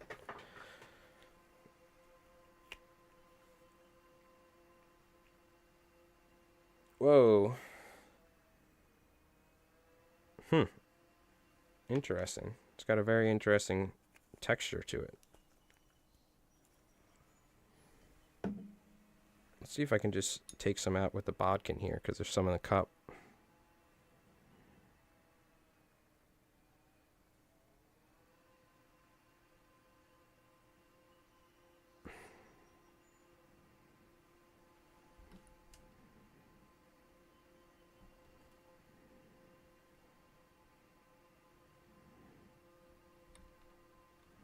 I almost want to get a glove or something and pull it, or use my fingers to compress it. I might need to close the window. Can you guys hear this like weed whacker outside or something?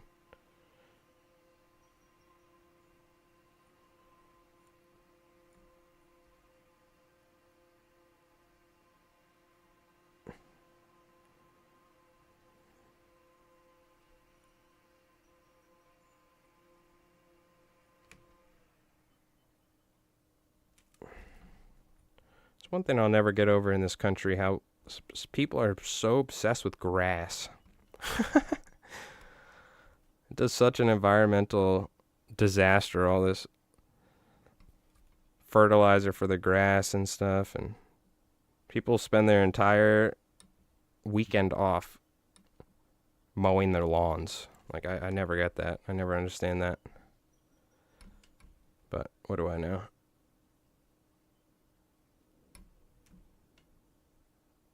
Imagine working all week to mow your lawn. For like the whole...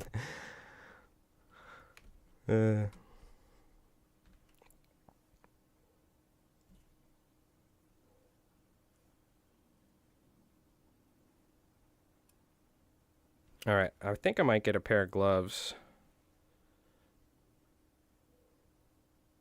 And just kind of compress it a little bit. And press it in. Just a tad. How's it going, Chavez? Hope you're doing well.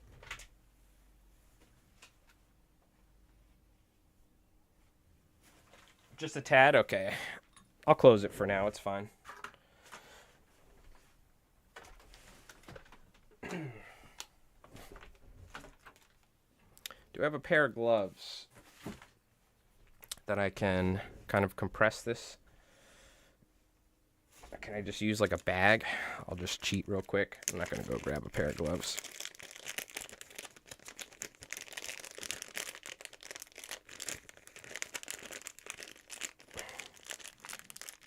Let's see if this even works. All I want to do is kind of... Okay, this is not going to work. I'm just going to hit it with the light. I need a pair of gloves because I want to kind of squeeze it. Let me just look. I might have a pair of gloves right here. I want to make sure it's pressed through on that. I think I may have a pair of gloves.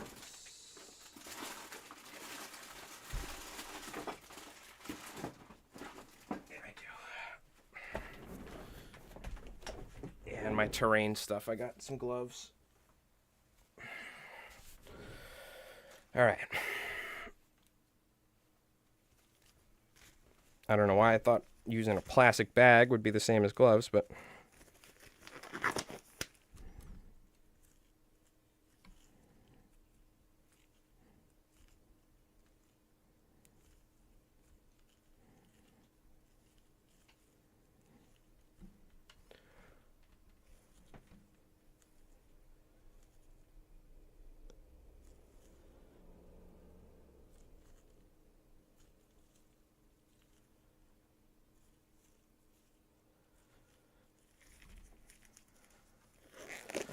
Get ourselves a tail, compressed a little bit. I think I would have done one or two more ties to keep that profile a little bit, but that's fine. I'm totally happy with it.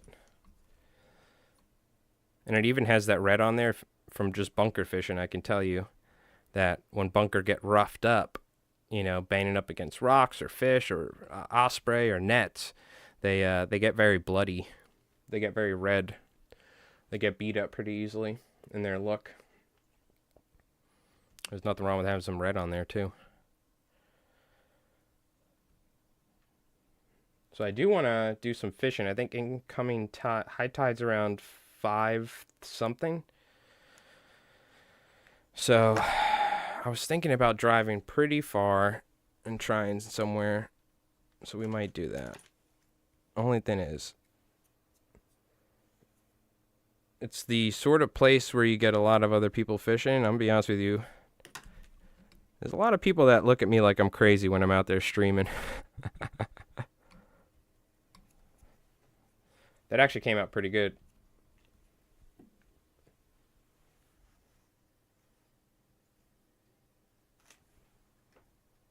I'm just going to add a teeny little bit.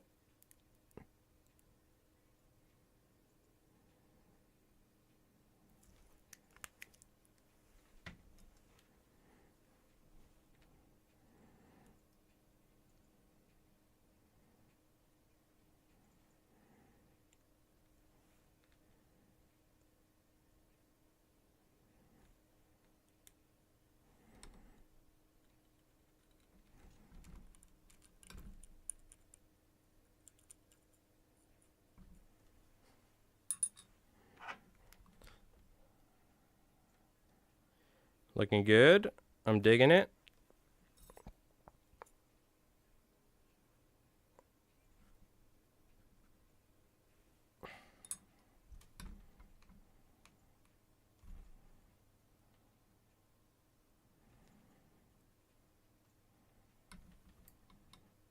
Yeah, I think the flex resin worked out good. Orange hotspot's pretty cool. Yeah, I know, right?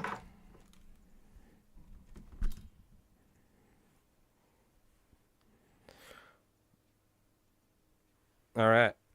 So,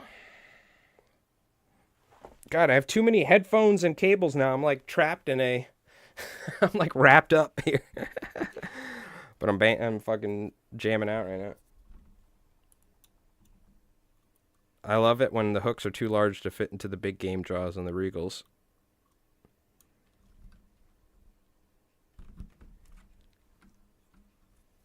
All right, we got to put on a new spool of thread.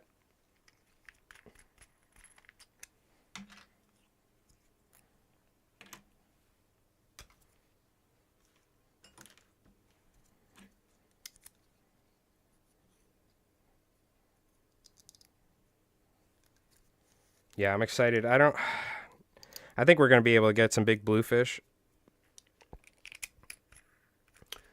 At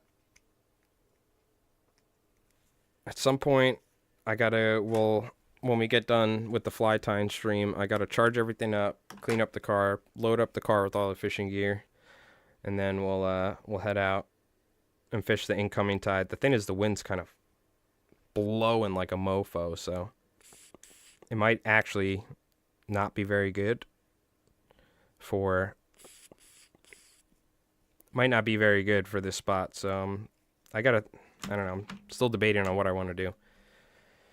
But I don't think we're going to go fishing down by the house because there has not been a goddamn thing down there.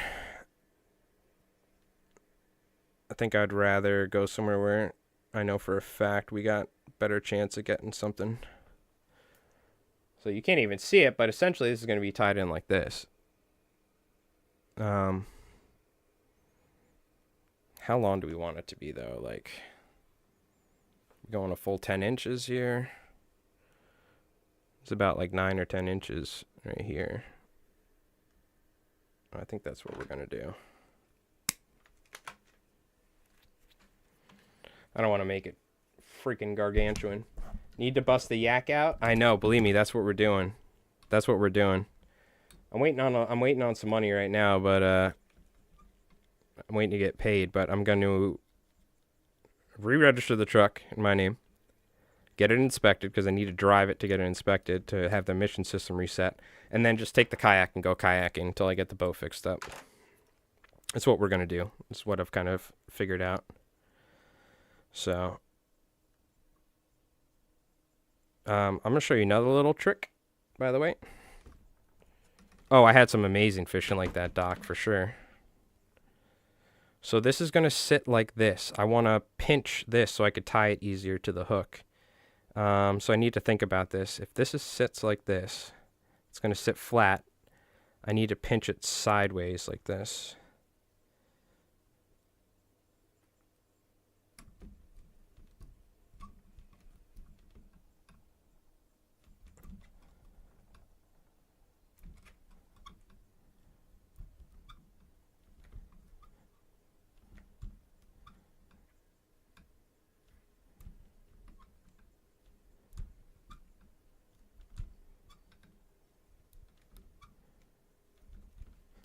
I love how I use this vise like it's a pair of freaking pliers at times, because it kind of is.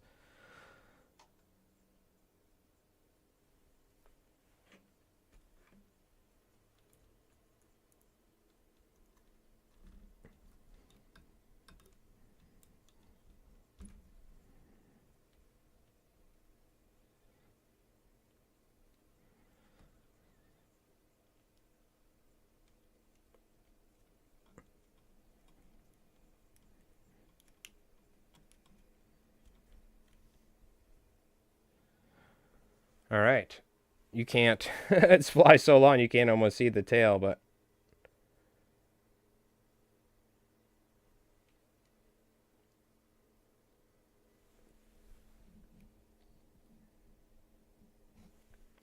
You can see we got our tail on there, so it's quite a big fly. All right. We got a big fly to tie. Let's start it. Now, what do you think I should try one color, Doc? I'll fucking do it straight chartreuse. We'll go straight chartreuse. Because I'm actually kind of a fan of this yellowish chartreuse color. We'll see how much of the pack it uses. Mind you, this is kind of like, this is about a full pack, actually. We might do two colors. We might do two colors. Go with a darker head or something. I don't know. We want that material to be right about where that tail is. Or should we go with we could, I kind of want to go with like white and different colors. But I'm gonna, one day we'll tie one with, because with this tail I want to tie a fancy one. I'm pretty sure you'd use about a third of the material. I'm almost certain. I don't think you would use the craziest amount of a pack to tie one. Mind you, using different colors and stuff, but.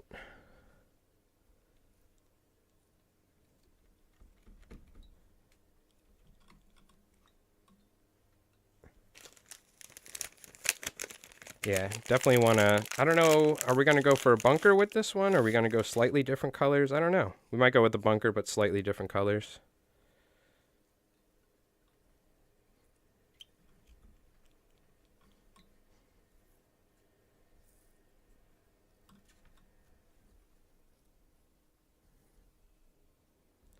You know what? I think we're going to need to also just tie some, like, just straight lawn hair in here.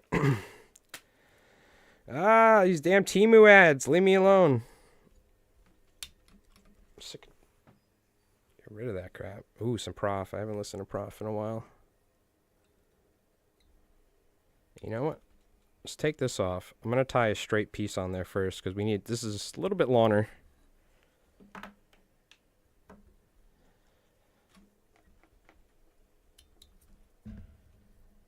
In fact, we might even just use some chartreuse at the start. Chartreuse is nice and long.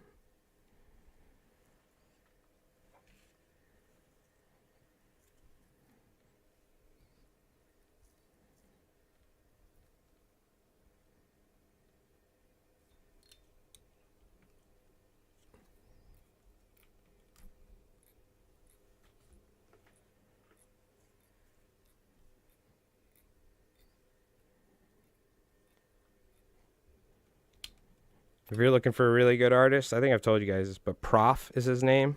Oh my god. He's probably one of the only guys that I'm thinking about going to see in concert. If he pops up in New York again, which I think he is. So good. One of my favorite artists out. Highly recommend you check him out.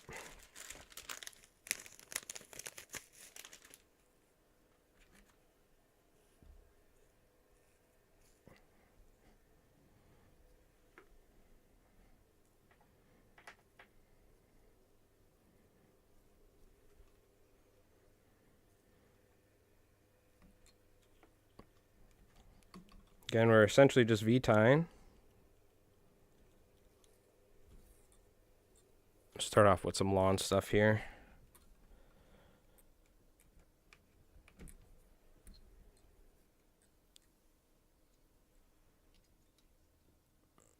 Okay. Damn, dude, it's starting to get pretty hot out. We might need to start using the AC nowadays. I should probably also take off my sweater, huh?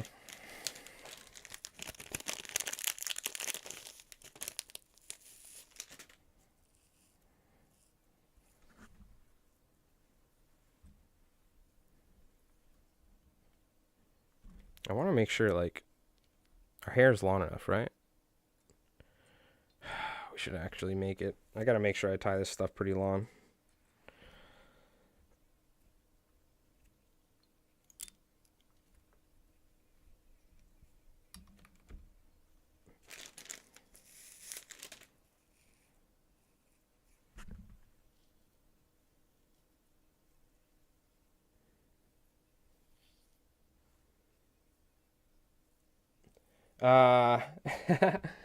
We get twite shad or spot shad. Gotcha. And they basically look like a shad, but no slot, and has some dark to light green on the back. Awesome colors to see tie up in them colors.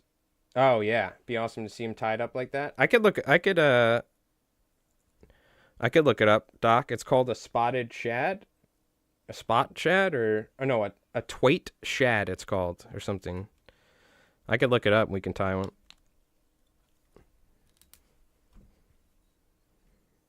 To be honest with you, the bass don't care what color this is to me.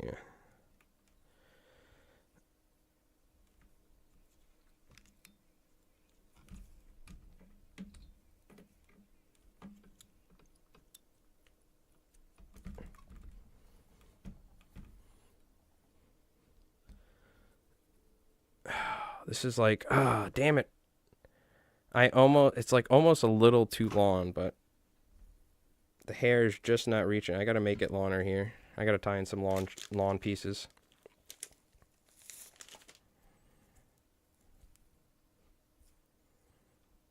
This Ferrar fiber is almost not long enough for it.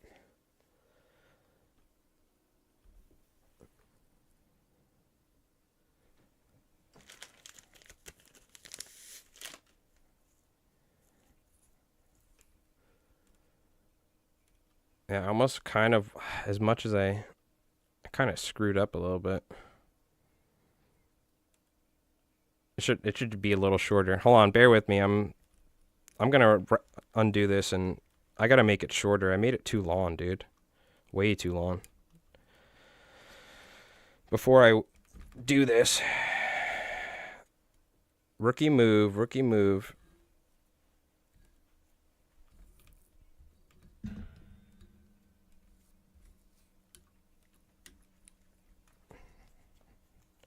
It's just too long. The Steve Ferrar fiber is literally not long enough to reach it.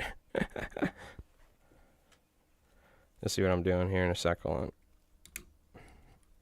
Rookie move. Rookie move.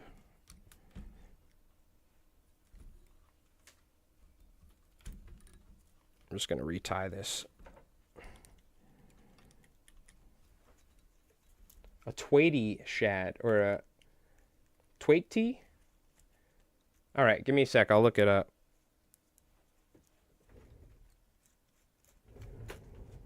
Oh, dude, what am I doing here? This is falling apart quick. My thread's all screwed up. Alright.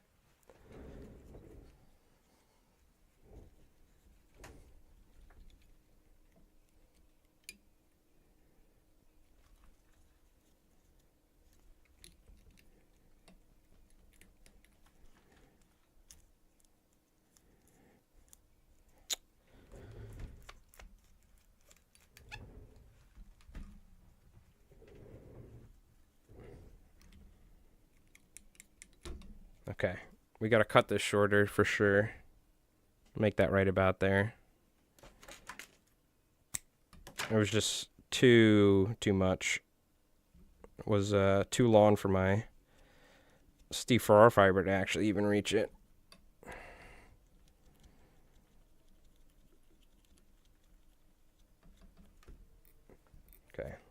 Let's hit it with some super glue. Retake.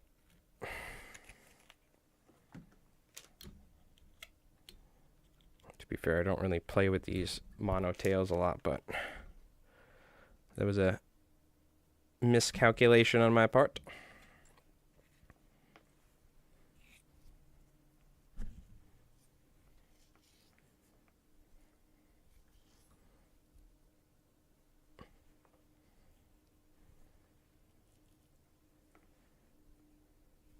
This is better.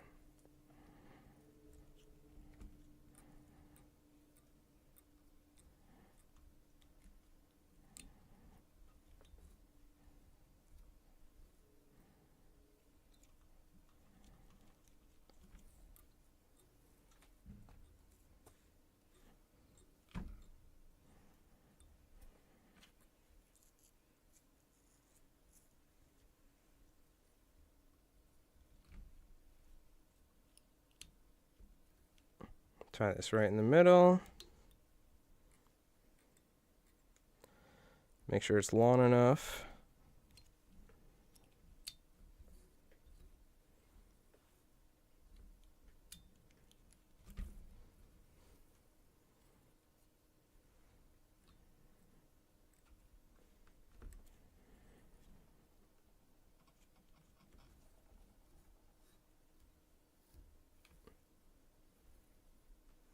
All right, looking better, much better. Dude, every other ad I get on YouTube is for therapy. Like, do they think I'm in a mental crisis right now or something? I've never gotten so many BetterHelp ads. I think it's because that video came out recently that Asmongold made, and they're probably like going crazy on the YouTube ads right now.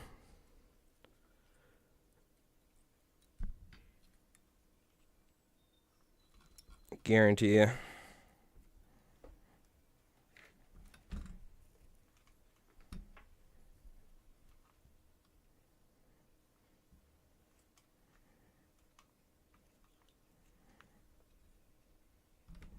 We're just going to V-tie these.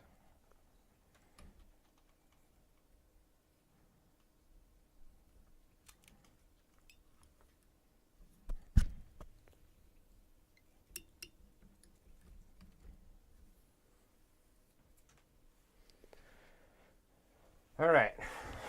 We're getting there. Let's look up this twatty shad, they call them. Twatty, not twatty. Oops. That's something else.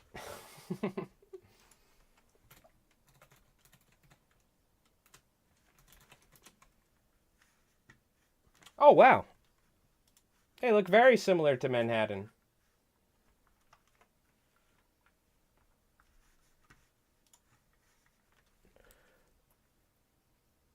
Very similar to the herring and stuff we have, but it's actually a shad, huh? Looks very similar to Bunker, honestly.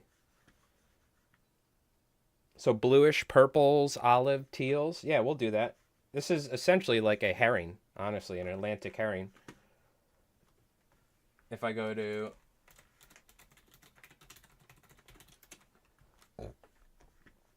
Oh, if we go to Atlantic herring, you can see they're slightly different in profile. Very similar, though. Very similar, even though it's a herring compared to a shad. And then we have shad as well. Yeah, we could do one of those. We'll focus with a lot of blues and stuff like that.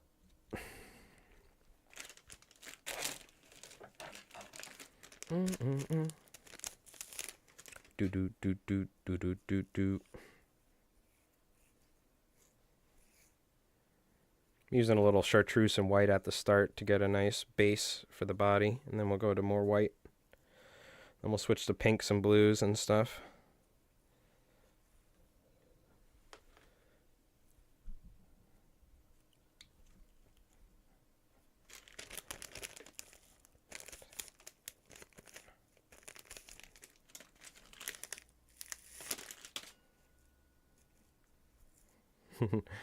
That's such a great line from Prof. Girl, you look good. Where your kids at? Me versus your man is a mismatch. Damn, you look good, girl. Where your kids at? It cracks me up. It's a fucking banger, dude. Him and Redman, Pack a Lunch. Woo! Such a good song. I love it. From his album Horse. First hip hop album I bought in years. And I love it. Got it from Bandcamp. The app. All right, look at that. We're starting to build something up here in shape and profile that resembles a fish. Who would have thought?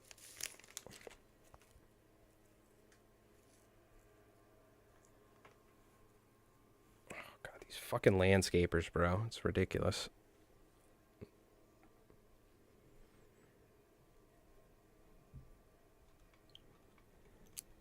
All right. We'll keep building up our profile here. And again, not adding a lot of material. We don't want to add too much. We can quickly add too much, and then things get out of control here.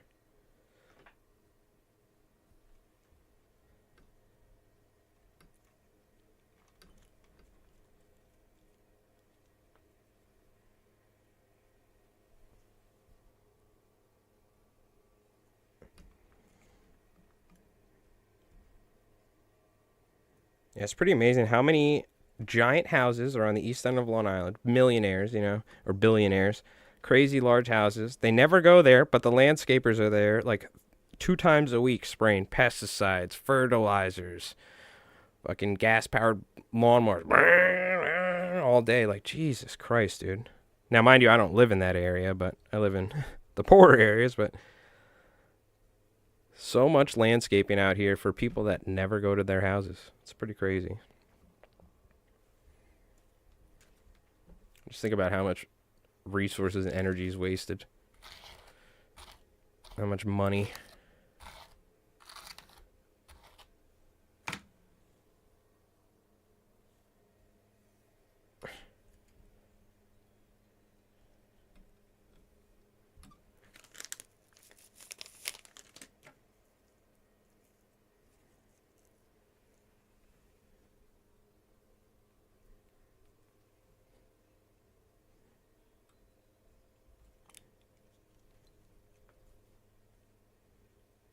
So essentially we're doing the same deal.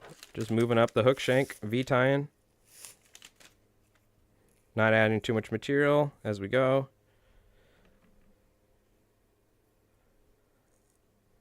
And we'll slowly taper the bottom while keeping the top pretty much the same length.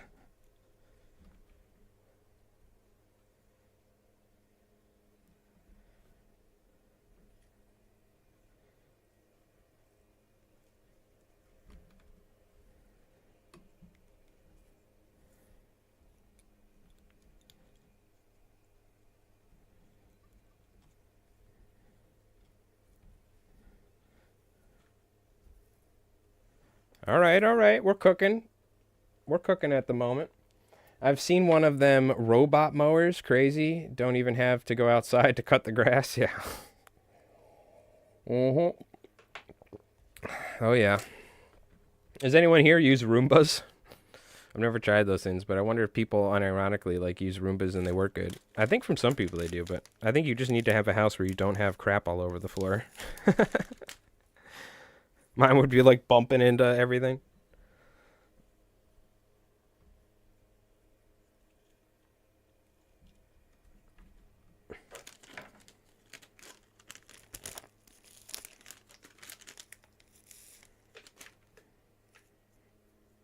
Go with a little pink here. Or a little bit more chartreuse.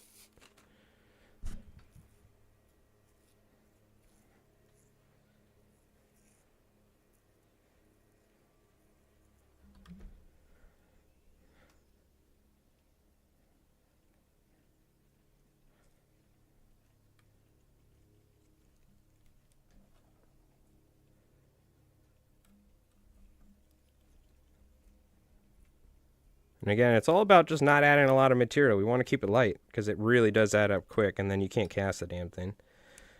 Oh, dude, I didn't add a keel to this. I forgot to add a keel to this. Shit. It's still going to cast fine. I'm sure it'll be fine. This is like a giant, giant hook that's heavy enough on its own. It's definitely got the weight. But you know what I'll do? I'll wrap like a little right here. Screw it. I'll show you. We'll do a little bump, a little wrap here. Actually, I could tie it flat. Nah, we'll do a wrap. You'll see what I'm going to do.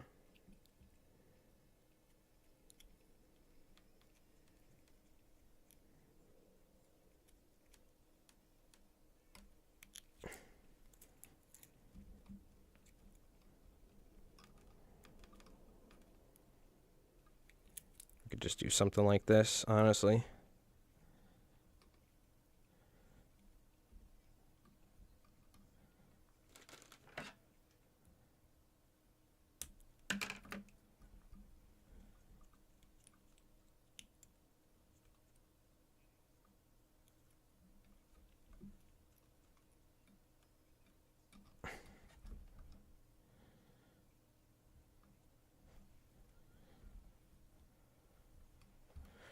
We can just put a little lead there. That'll also help kind of give us a little bump to push that material.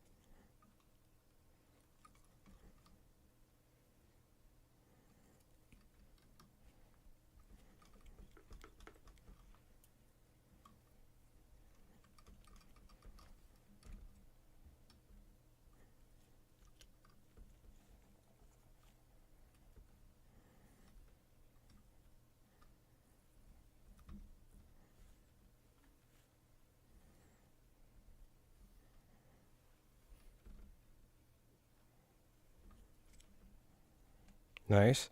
Now, a fun little trick would be to wrap lead wire each time and then tie, and it's going to push that material up. You know what I mean?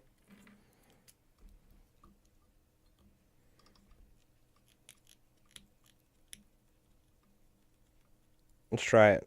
Not every wrap, but we could do a couple.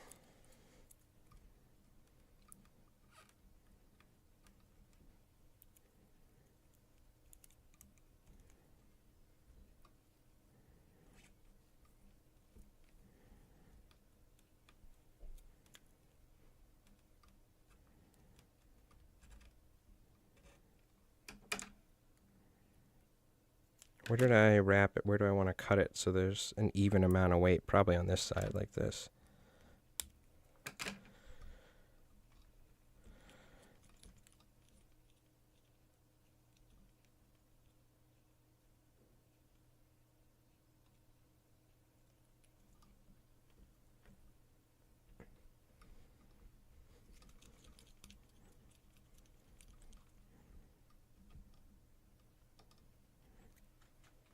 Put a little super glue on there.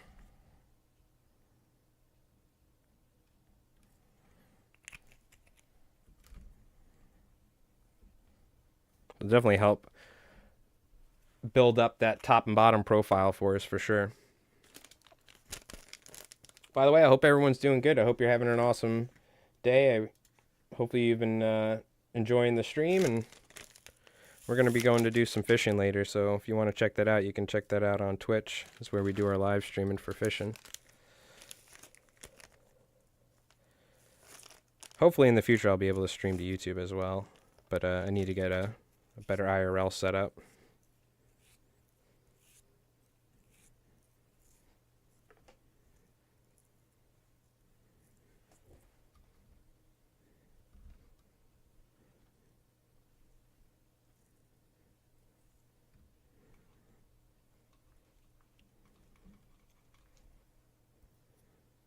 Should be about even length.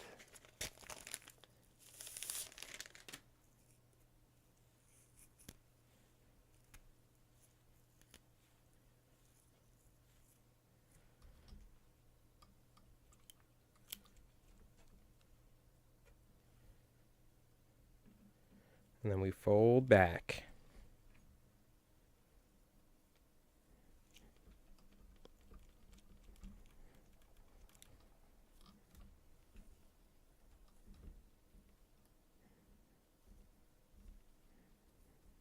I think we're doing pretty good at the moment. It's looking pretty nice.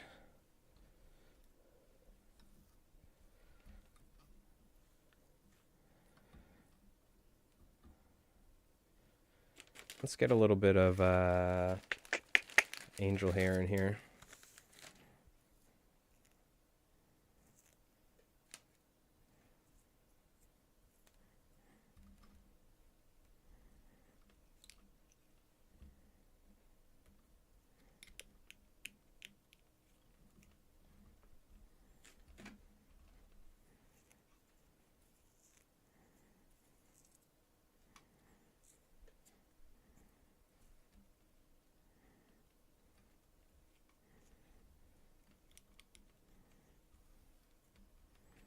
Get a little bit of this silver on the bottom and top and stuff. Then we'll brush it in. Try and get a natural look to it. Oh, dude, this one's coming out great. I really like this one, especially with the tail. Even without the tail, the profile's looking really nice. I think that those lead wraps are help pushing it up. You know what I mean? That's kind of a cool alternative way to doing your keel. You could probably do that the whole way with a thinner diameter lead, you know? Okay.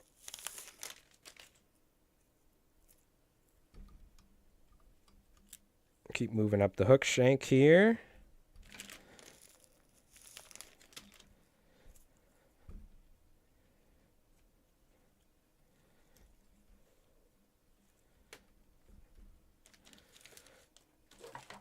We're going to be going with like the bluish sort of coloration, right?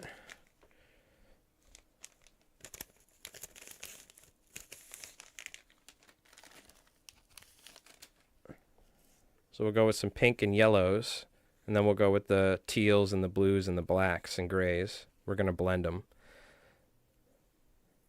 to give it a natural look.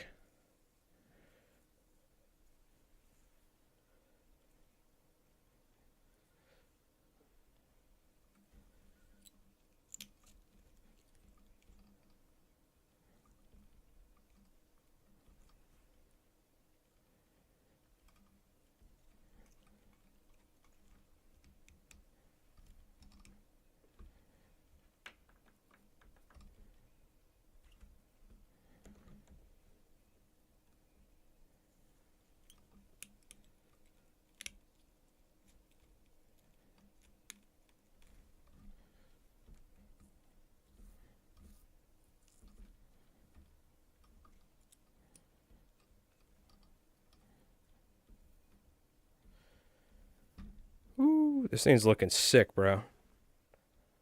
I'm digging this one.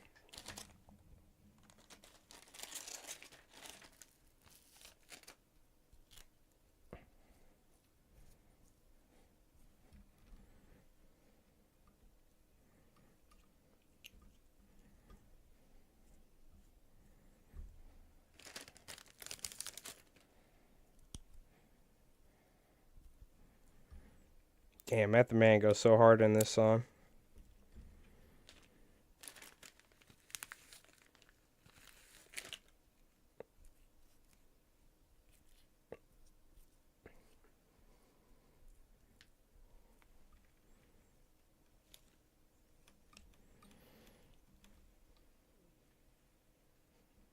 Marlon Craft or something is this one guy's name. He's got a song with Method Man. Woo! It's like, dude, Method Man goes off in this. I'll get you the name in a sec. It's nasty, though.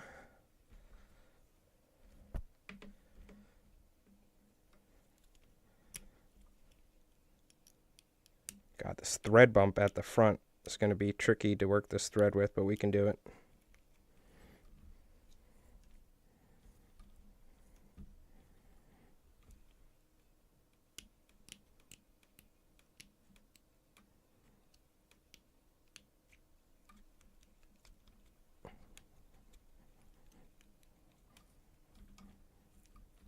What's the name of this song?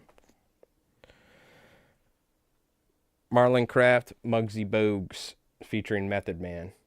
Woo! This, I'm telling you, dude, Method Man goes hard in that song. That's a gem right there.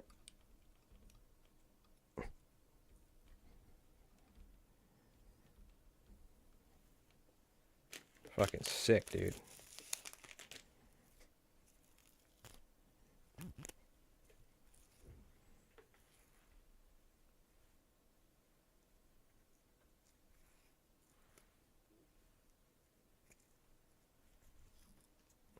Let's get some blue, or let's get some olive mixed in with this color.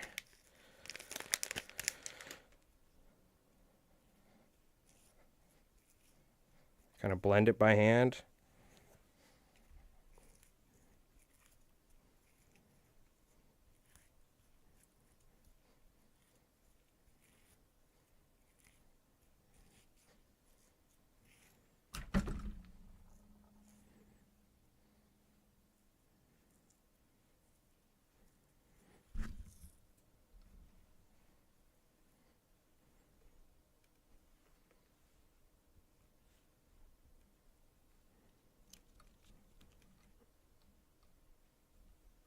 We're going to do one more collar after this.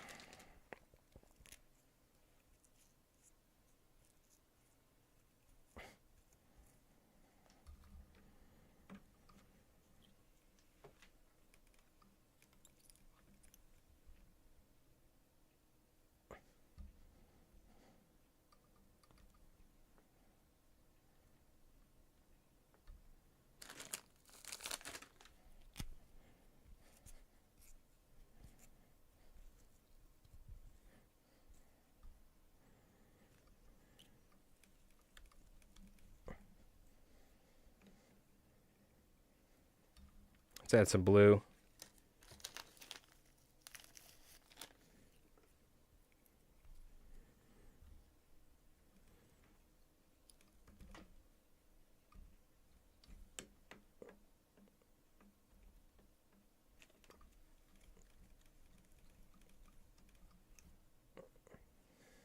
Fold this back.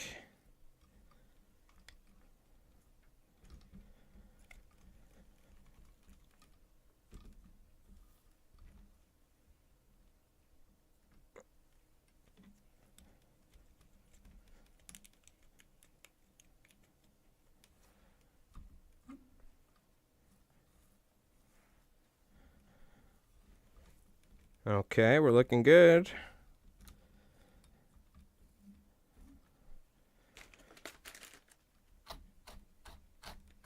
Kind of blend it together. Looks a lot better once you do that.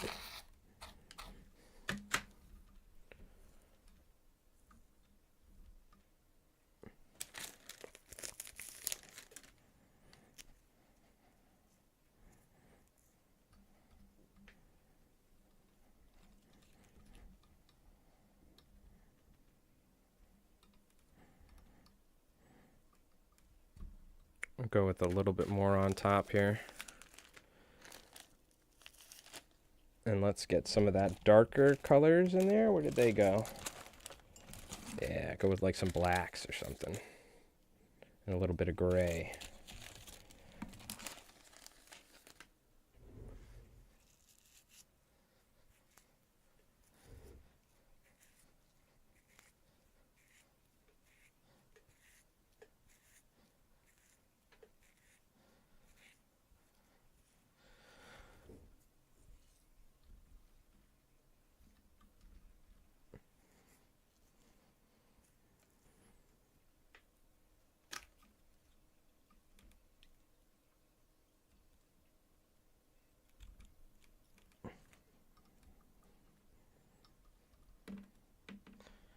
Get a little bit more white on the bottom, and we're done with this thing.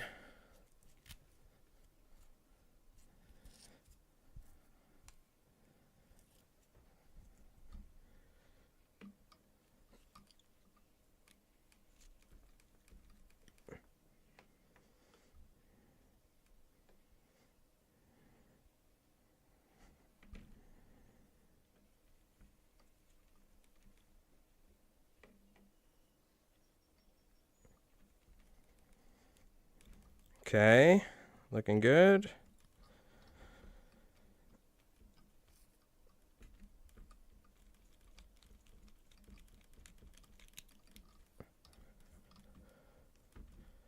All right, look at that, baby. Looking good. Looking good. I'm digging it. I think it came out well. We're not even done yet.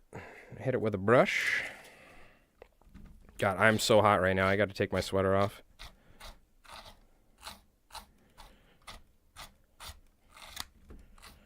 I think we got the colors right for that Twaity shad or whatever it's called, Doc.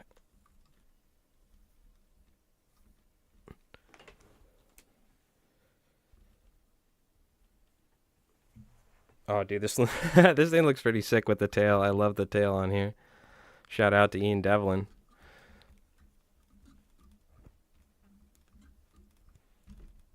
Oh, my back.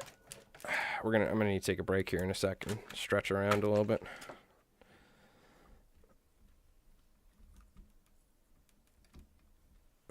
All right, let's get a jumbo eye on there.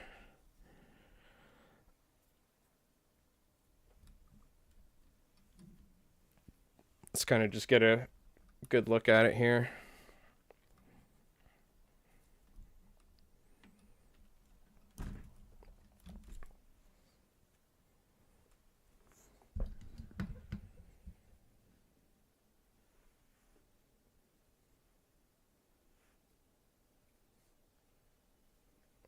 I almost made that tail too long again, but it's like just long enough for it to make sense.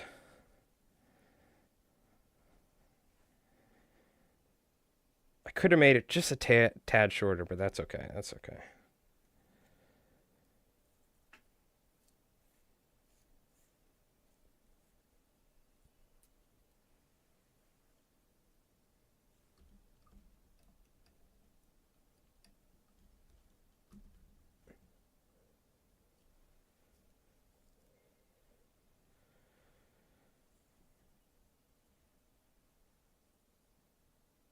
Yeah, it's like just the right length. Just the right length. Do stripers ever short stroke on those? No, striped bass are more headhunters, Joe. Doesn't mean you won't have striped bass grab tails, but most of the time you don't need to fish trailer hooks and things like that for striped bass. If you ever fish with plugs, you'll notice a lot of times that they'll actually grab the hook in the front of the plug. So what they do is they come up and grab the head. Yeah, they do that a lot. They don't have teeth, right? So bluefish will come and grab it from the back, and they'll chomp on bunker, and they'll literally bite it in half in one bite. You know what I mean? Is what they do. But striped bass eat them in one shot. Either by hitting the fish with their like tail or head, you know, grabbing it and stunning it, and then swallowing it. Let's put an eye on it, though. The tail is just a little shorter than I mean, a little longer than I wanted it to, but it's fine. It's going to work good in the water, I think. This is my first time messing with that, so it's good practice.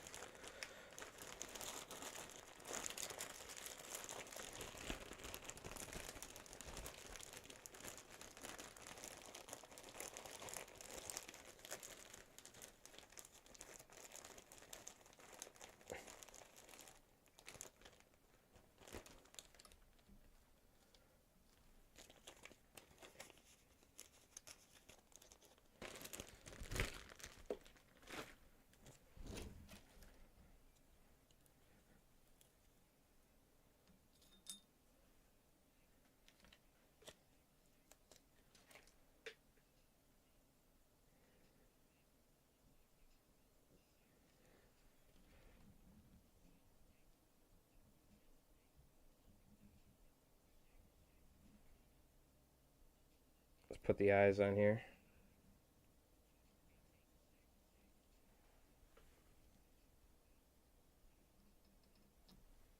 Like that.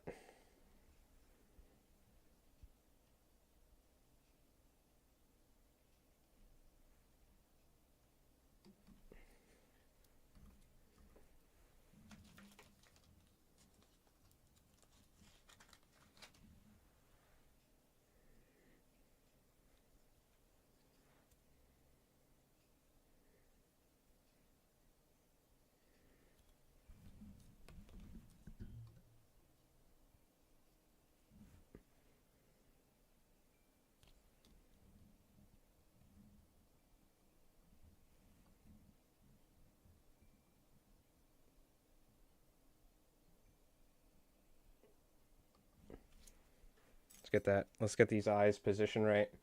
How you doing, Joe? I hope you're doing well, dude. I've been doing a ton of fishing. I haven't been able to. I got to get some more YouTube videos pumped out. We have an articulated cinderworm gurgler, like a game changer cinderworm gurgler I need to film. We need to film a circle hook baner setup so people can learn about the circle hook baners and stop deep hooking bluefish with poppers. But I really want to make a video for these big flies, so I've just been practicing my synthetic slammers before I record it. So I've been practicing a lot of bigger flies because I don't want to make a YouTube video and not know what the hell I'm talking about. I've been tying these for years, but it's been a while since I've tied a lot of these and really in depth, tried to tie some larger bunker flies and stuff. So with synthetics, so I want to go out, test them, fish them.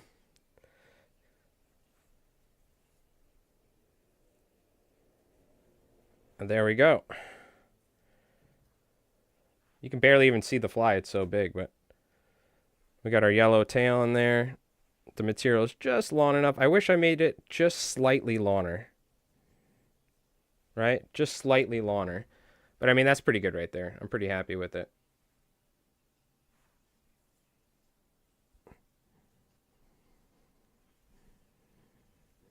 Nice. We got to put some dots on it, of course.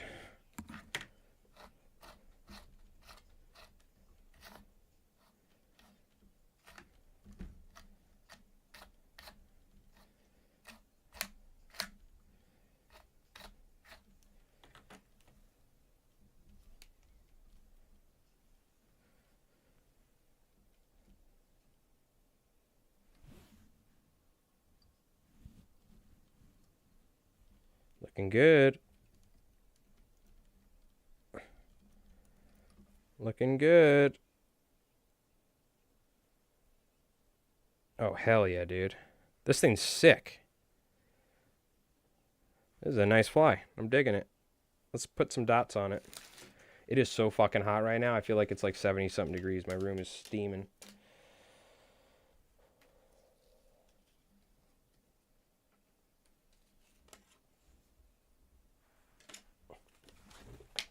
All right. Where is my Sharpie? Here it is.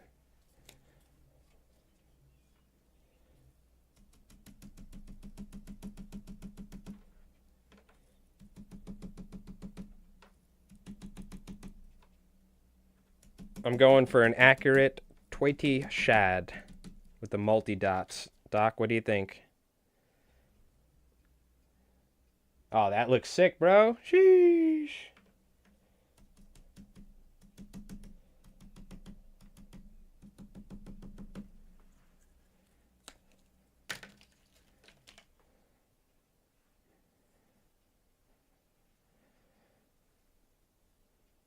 Fuck yeah, dude. This thing looks sick. I gotta get this tail a little bit straighter.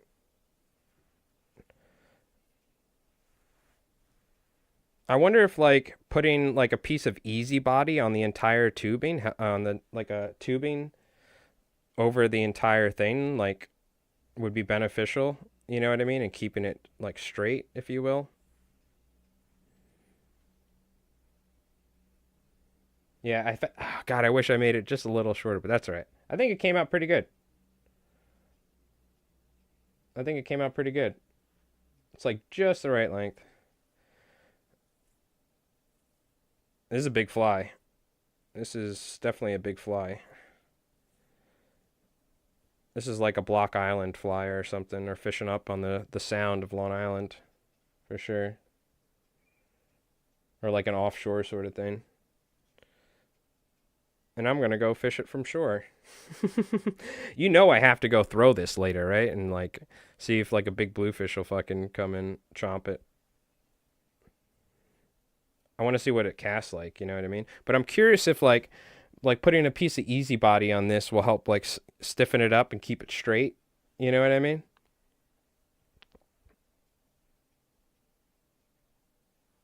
You know what I mean? I'm curious.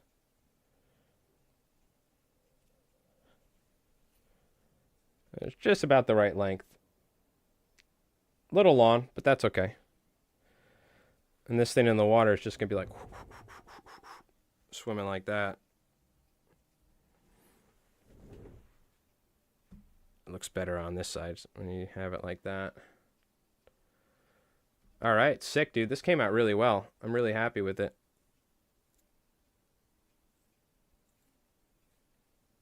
That came out really, really well. I think I'm getting to the point to where we're going to need to make our Sadati Slammer video soon because I'm just getting way more comfortable with banging them out consistently. Yeah, so make that just a little bit shorter next time, that tail. It's perfect. It's actually like the right length, but just like that. There you go. That looks better. You get a better visual of it. Hell yeah. Very nice. All right.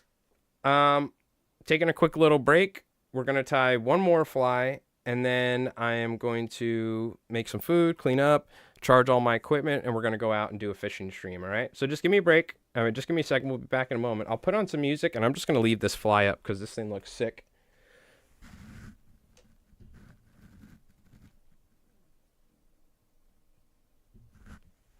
And I'm going to just go grab a drink and whatnot. Just give me a second. It is so hot right now. I got to take my sweater off. I'm going to grab a glass of water. Let me get some tunes going here. Just give me one sec. Ugh.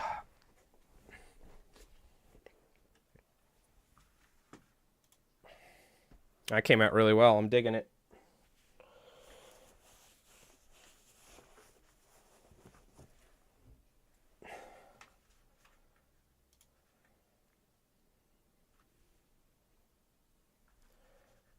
All right.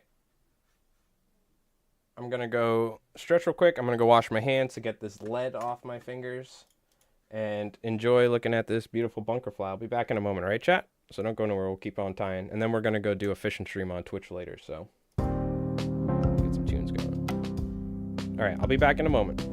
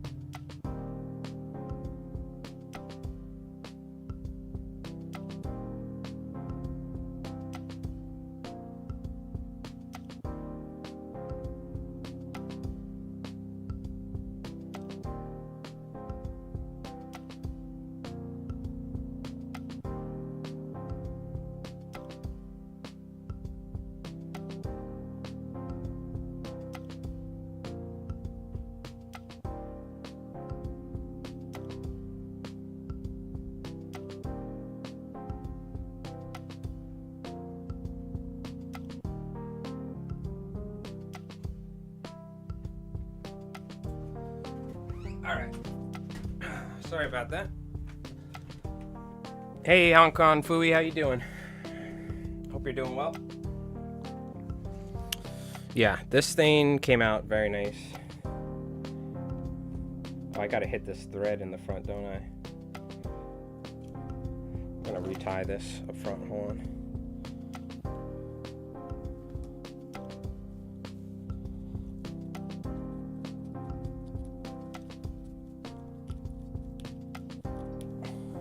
Make sure this is nice. Make sure this is nice and secure. I think they will. I think so too. We're gonna go do some fishing here on Twitch a little later this afternoon. I'm gonna go drive. Let's turn the music off. I'm gonna go drive like half an hour and go somewhere and see if we can get some big bass or bluefish.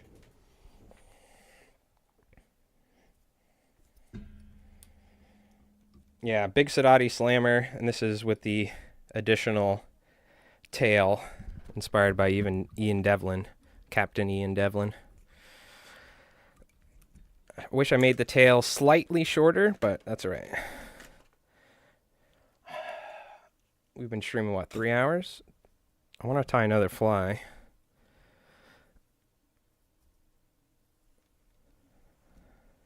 Let's coat the head with head cement, I guess.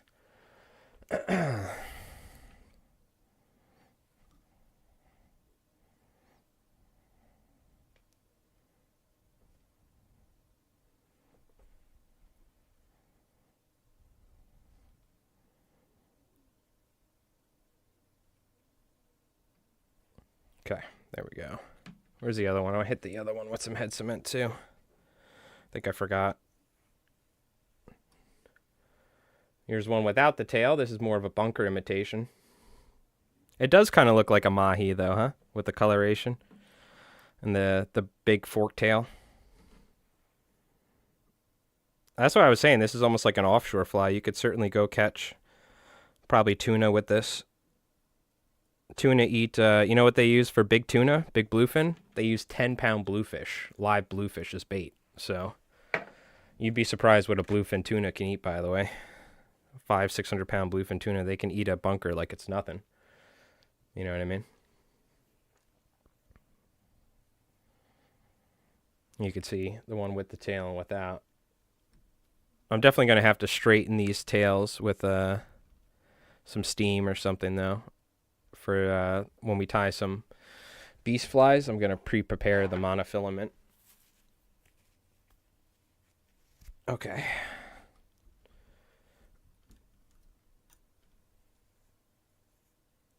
What do we want to tie? What's another fly that I want to tie? Do I want to tie another one of these? Oh, God. I kind of do with the tail. I make the tail shorter this time. And you know what? I am very tempted. I think we might just take the mono and put this over the mono. So that way it stiffens it up and keeps it straighter. I don't know if that's an ideal thing, but I'm going to try it because I have it. So I do have a shorter piece. We're going to just make a slightly shorter fly. Do we cut another? Where's the hook? We need a hook.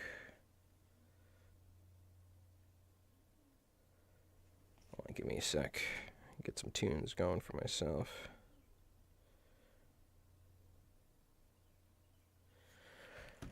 Mono. I think I'm going to cut a new piece, I guess.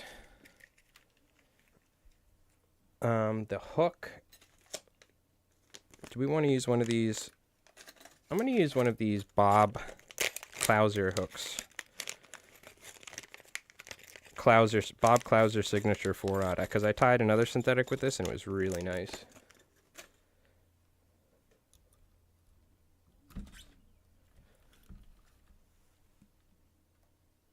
So let's see how long do we want to make this. We're going to have to do one of those fork tails again.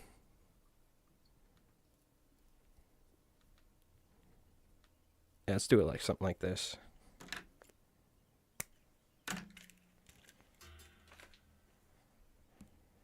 Let's see if we can straighten it up a little bit too.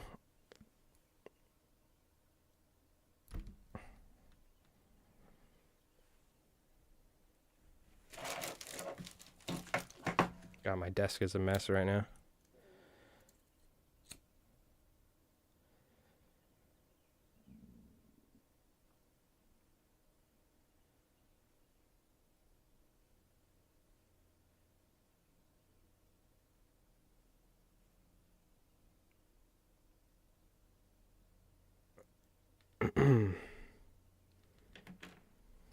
Definitely helps straighten it somewhat.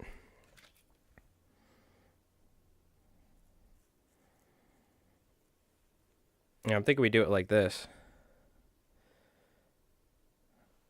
Something like that. That's what I'm thinking.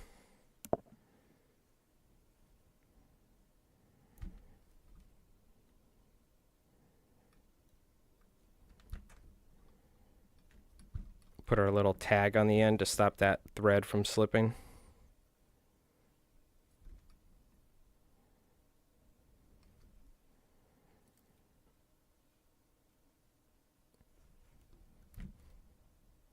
Okay. So now we'll tie our tail again.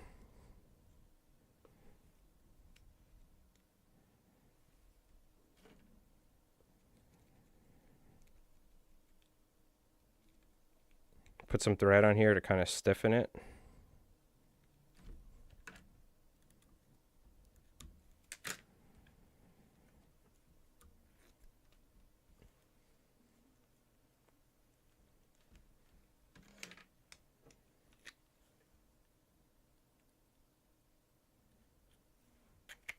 Just kind of stiffen that up like this.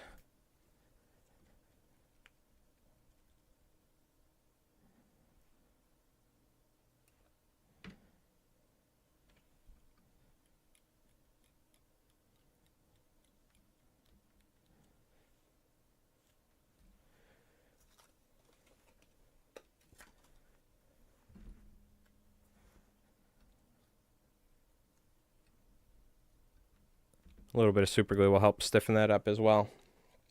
Okay. I guess we'll just use the white again, go for the orange tail.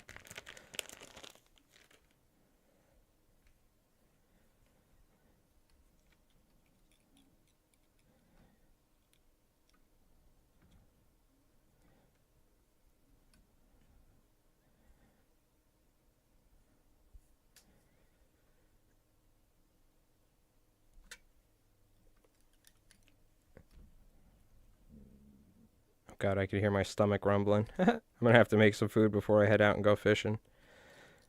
Haven't even eaten anything yet.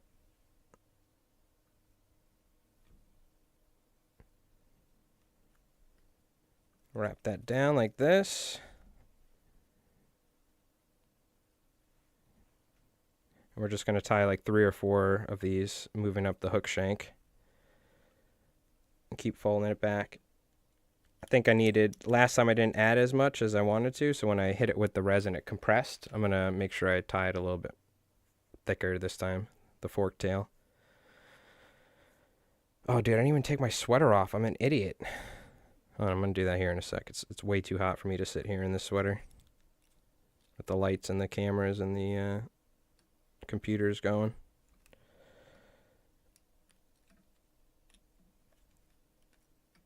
It's that time of year when it's going to start getting hot to stream. I'm going to have to use the AC just because all the equipment I have running at once.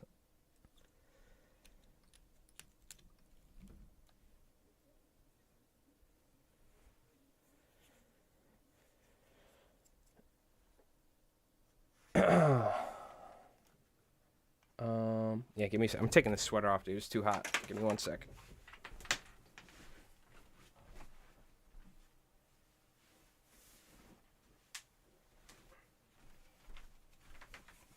All right. Let's get it.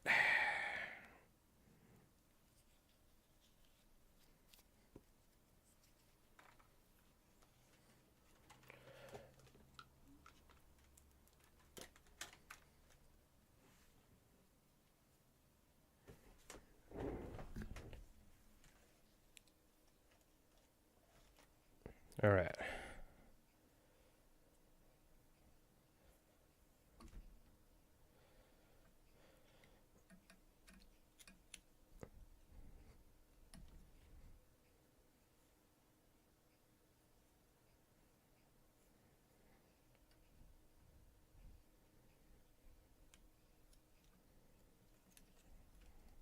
Okay, looking good.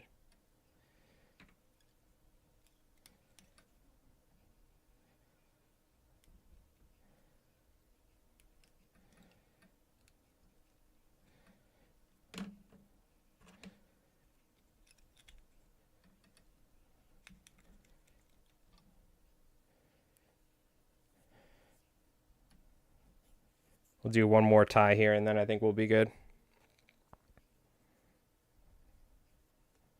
You can see why people charge like $40 per these flies. You'd probably sit down and make a bunch of tails at once.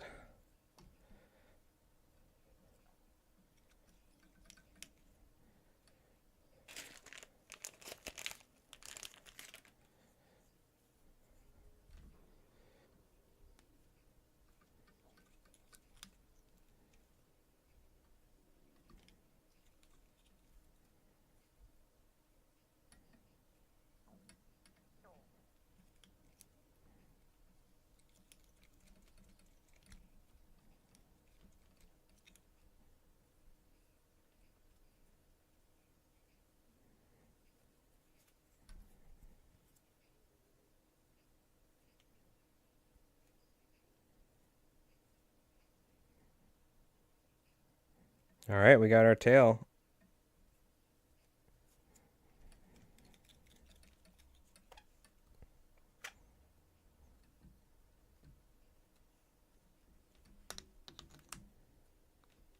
What is going on?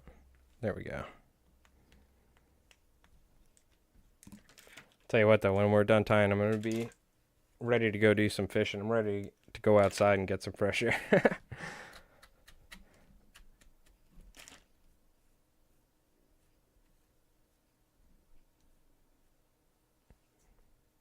All right, this is looking pretty sick. I love these tails. They're fun. Fun to tie for sure.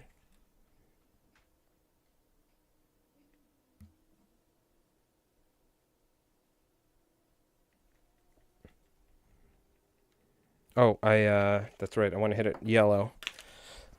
Oh. Stretch break, chat. Everybody stretch. Posture check.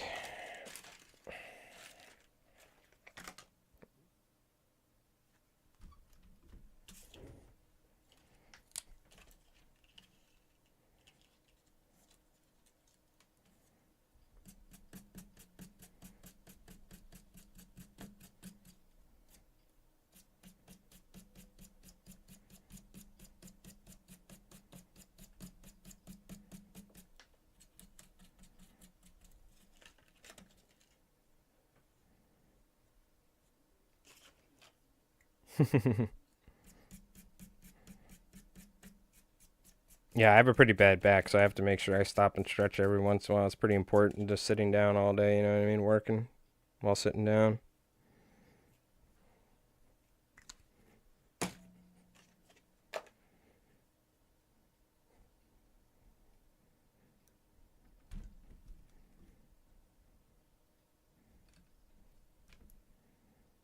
Let's hit that with some super glue on the thread.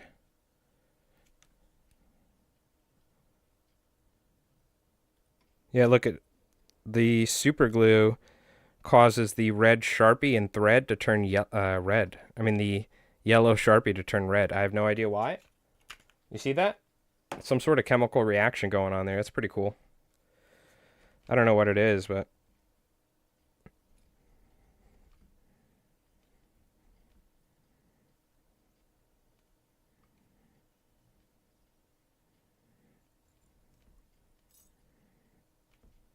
it's pretty interesting how that happens, actually.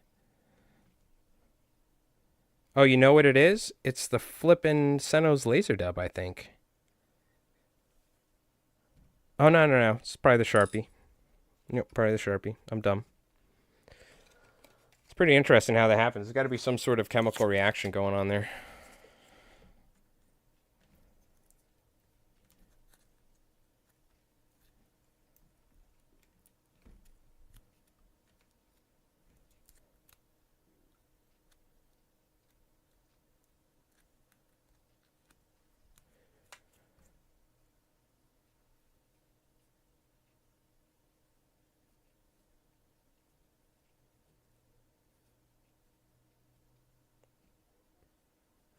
That's looking good. Let's hit that with some of this resin. Yeah, it's pretty trippy. Definitely some sort of chemical reaction going on. I don't know what, but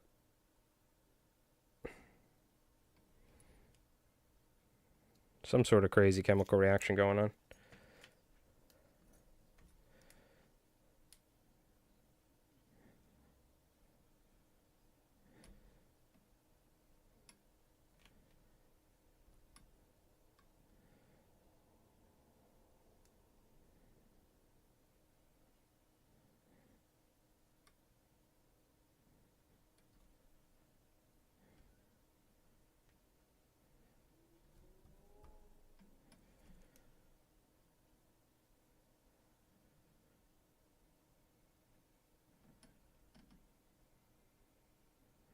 Where are those gloves at, dog? Break the gloves back out. Compress that.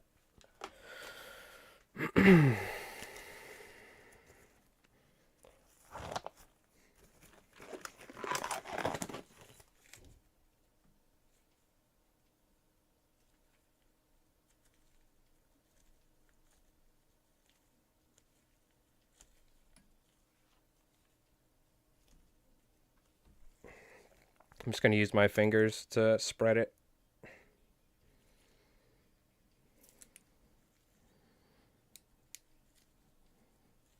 Kind of like the silicone, if you will, right?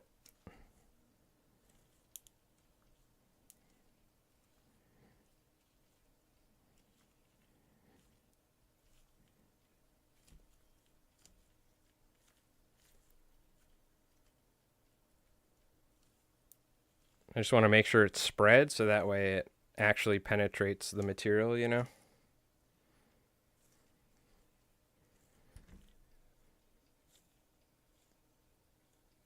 There we go.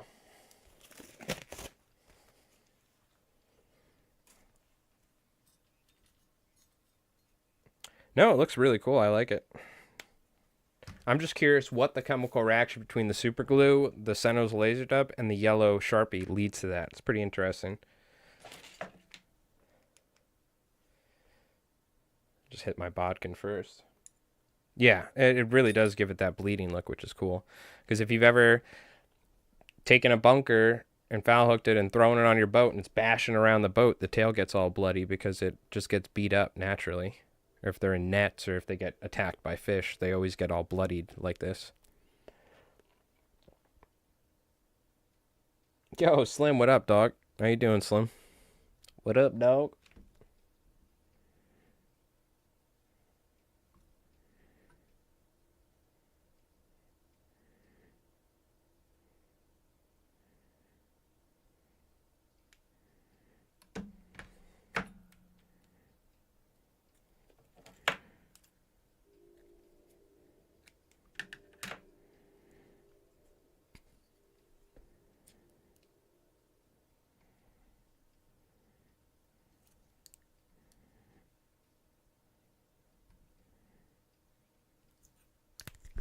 I don't want to add too much weight with this, you know what I mean?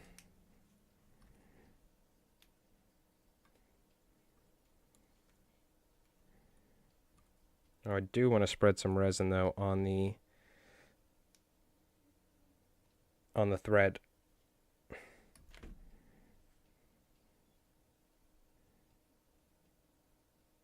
And I want to reinforce that part of the tail there. Hit that with the light and we're good.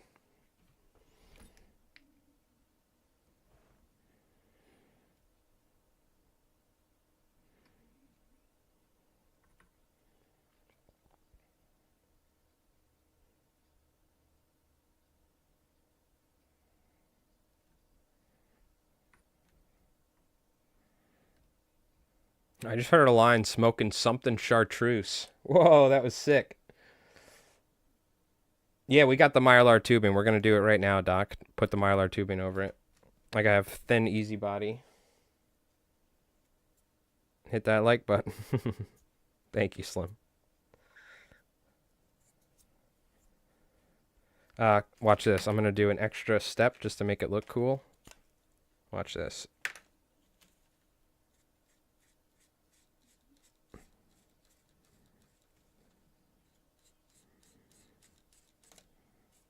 You'll see what I'm doing here in a sec. I'm hitting the edge of the tail with black. Because you see this a lot. Like that. Just to make it a little bit more fancy.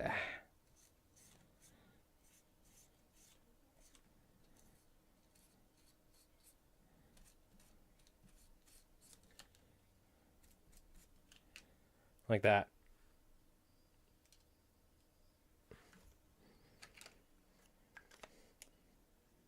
Oh my god, dude. Okay, I'm sorry. What's worse than the Temu ads are the TikTok ads. Jesus. Okay. So fucking dumb. Looks like a little yellowfin tail, yeah.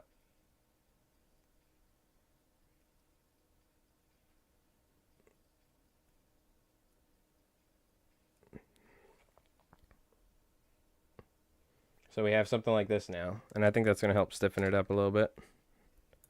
We are definitely going to do a lead keel on this one to start.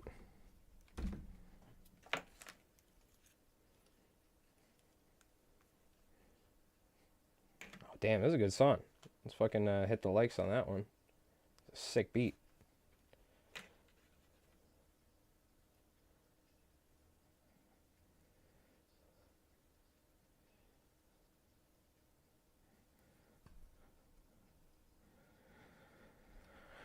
How long do we want it to be?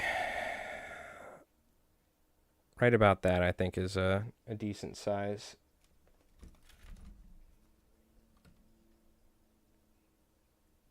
What's that length? Can we get a length measurement, please? Oh.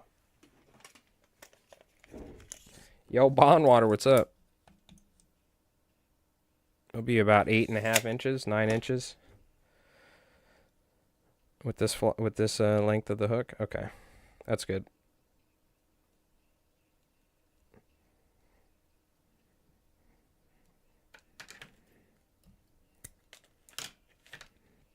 Let's go with let's put the tail on, then we'll do the lead keel underneath.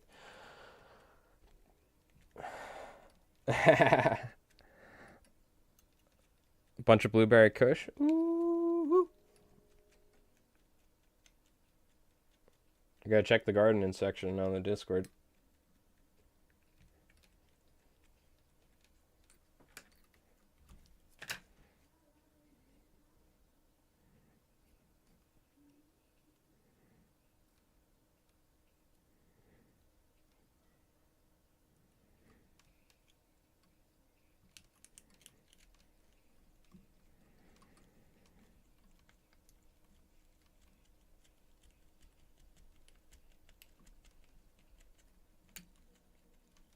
All right, there's our tail on there.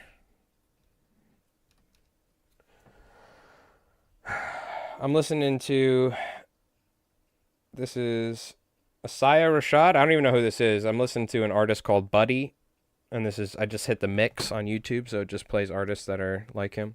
Buddy's a hip-hop artist. He's been around for a long time.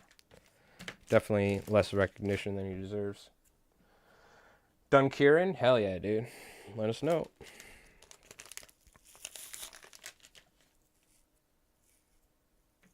Okay. All V-ties. All Steve Farrar fiber.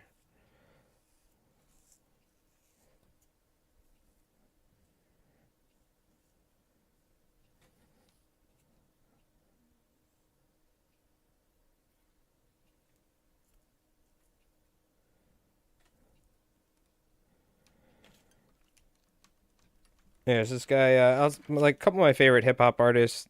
One of my all-time favorites, Prof. Prof is amazing. You should check him out if you haven't. Cal Scrubby's pretty good. I like Cal Scrubby's work a lot. And that guy Buddy I was mentioning are some of like the more modern hip hop guys that I listen to that are still that are like, you know, aren't famous old school dudes.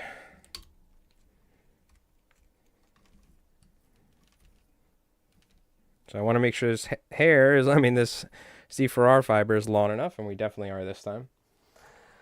Ooh, Kerry King's new shit? Does he, Kerry King played with Slayer, right, if I'm not wrong? You're talking about the guitar player? Was he Slayer's guitar player? I was never super into that genre of music, but I obviously grew up playing guitar, reading Guitar World and all this stuff, and during that time in the 2000s, Kerry Kane and guys like that were always in there. Amazing guitar players. Yeah. What does he have, his own band or something now? That's cool. Yeah, what company did they play for? Was it ESP or was it... What sort of guitars was Kerry King using? It was like a V or something, some aggressive shapes, right? I'm trying to remember. Was it ESP? What was his signature guitar? I'm trying to remember.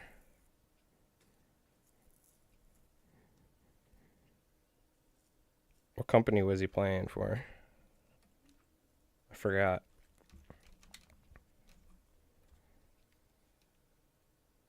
Just called Kerry King, gotcha. Yeah, I was always a Pantera guy. Pantera is probably one of my all-time favorite sort of heavier bands. I was devastated when Dimebag died. I was in high school and we got out and I found out that he got shot and I was so fucking pissed off when I found out the situation. Some dumbass Pantera fan. That was fucking terrible. I think he died on the same day Janis Joplin died as well, if I'm not wrong. Like the same exact date. I forget who was it. I'm trying to remember. No, he got shot, dude. This dude walked up on stage with a rifle, a fucking lawn rifle, and shot him right in front of his brother, Vince. Fucking killed him. Because he was upset that they started their own band and they weren't playing with Pantera. Yeah, it was fucking terrible. Yep, Rip Dimebag. He's like my favorite guitar player of all time. Next to Jimi Hendrix, Stevie Ray Vaughan, and Jimmy Page. Yeah, that shit sucked, man. Cowboys from Hell is like one of the all-time great albums.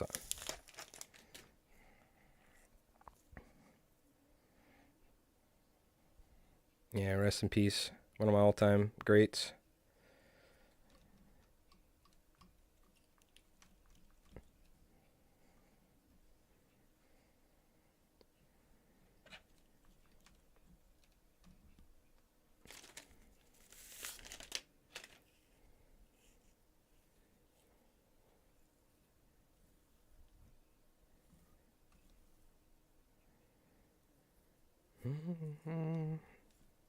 Yeah, I've definitely listened to this guy before. I didn't know his name, though. Isaiah Rashad.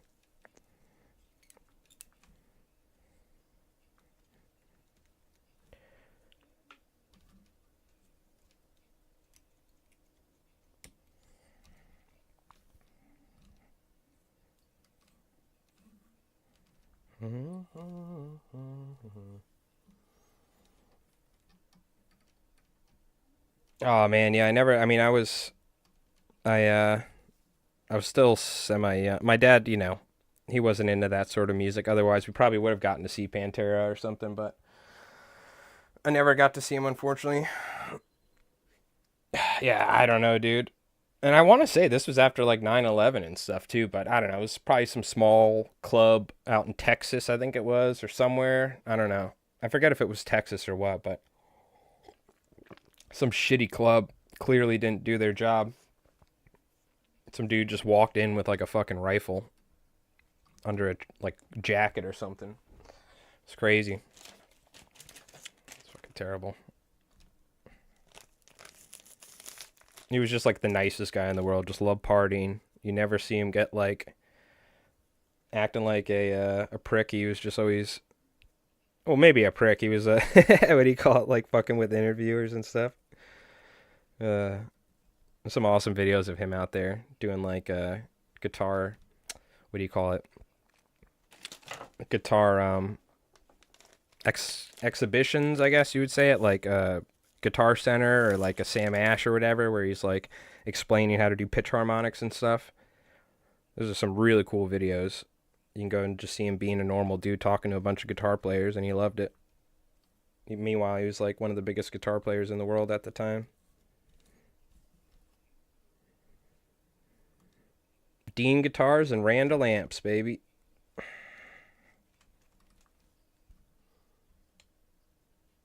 Gotcha. Yeah, it was Ohio or something. Yeah. It's probably some shit hole in the wall club they were playing or something. Or bar. The bouncers were like somehow missed it. I'm sure there's probably a documentary you can watch on. I don't know. Maybe I'm wrong. I shouldn't be. But who knows? But yeah, that's ridiculous. Any place you go to New York City, any club or anything like that, dude, they straight up pat you down, and it's no joke. They don't hold back when they're patting you down. Whoa, Bandit! Hey, Mike and chat. Holy What's happening, cow. my friend? Yo, Bandit, it's awesome seeing you again, brother. It's been a while. I hope you're doing well, dude. Get some LI Flies hearts in the chat for our good friend Bandit, longtime mod and amazing fly tire. How you been, dude? I'm back to pretty much streaming any day that I want, so you're going to be seeing a lot of me. But I hope you're doing well, dude. It's good seeing you again, Bandit. We were just talking. We keep talking about you. I was fishing your posh sliders the other day down at the water. How you been, dude? I hope everything's been good. Long time no see. It's good seeing you again, brother. Hanging in there? All right, all right. Yeah, hopefully everything's good. I'm glad to hear from, to see you and hear from you. It's been a little bit.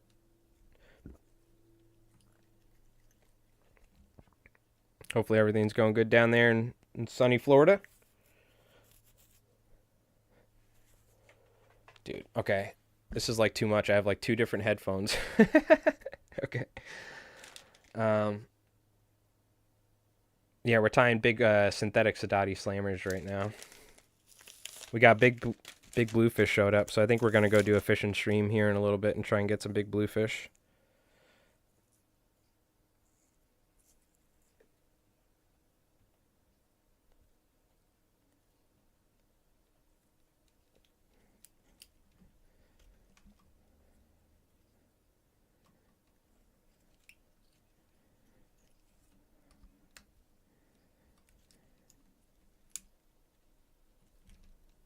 Oh, I got to put some lead keeling on here. I forgot this time again. That's right. We're going to do our we'll do our wraps. I think we'll go with the smaller one this time.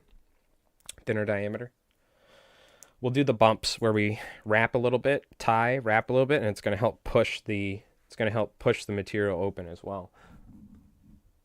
Oh, my back, dude.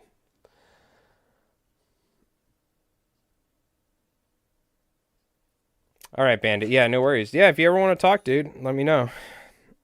Hopefully everything gets figured out and everything's good, man. And everything gets resolved.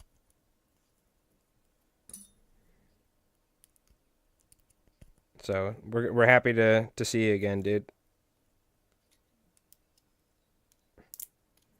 If you ever want to talk, man, let me know. Yeah, pretty much last year, commercial clamming and fishing the entire time. I was like, as much as I love doing this and it's fun, I need to make sure that I can still focus on fly tying, my business, and streaming. Like, we've been streaming for like 7-8 years, so I was like, you know what? I have the ability to go clamming during the summer by myself, so we can do that if we need, but I want to focus on Twitch, YouTube, and my fly tying business a lot. So hold on, I gotta wash this resin off my hands. I just got resin all over my hands. Oh, thank you, Bandit. As well as yours, my friend. I still have a lot of your flies that you sent me that I haven't used yet, that I'm kind of just hanging on to because they look so nice. But look, we were tying some synthetic slammers, and then we were messing with the Ian Devlin tail setup on them, so going for large bait fish. Giant bluefish just showed up. We're going to go slam them hopefully later on stream. We'll see, though. It's been a while since I've been to this spot, too, so I don't know what the surface is going to be like. It's also Friday, so there's probably going to be 1 million people there, but I don't know. We'll see. I'm still debating on where we're going to go, but hold on, give me a sec.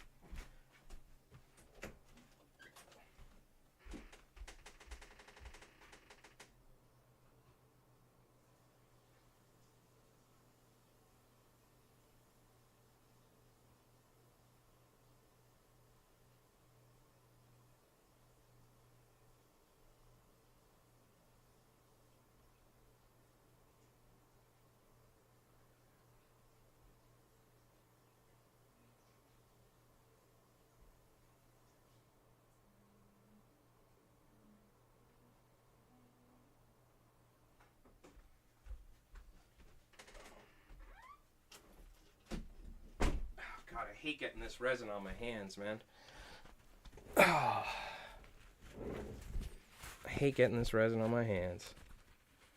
Well, good. Hopefully we can see you around every once in a while, Bandit. Because I'm going to be streaming a lot more. It's one of the reasons why.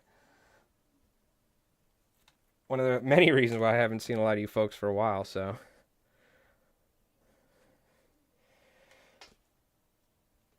Oh, okay.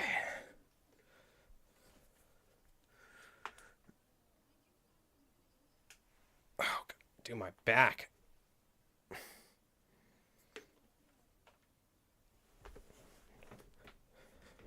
Okay.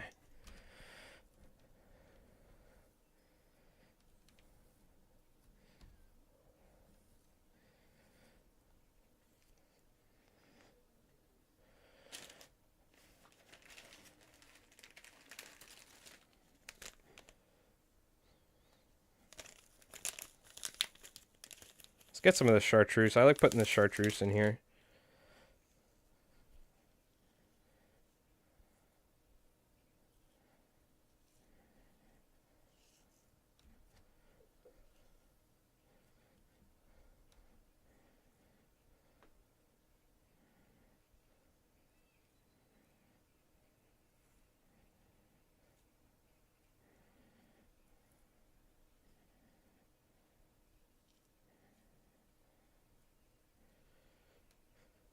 Got it right in the middle here.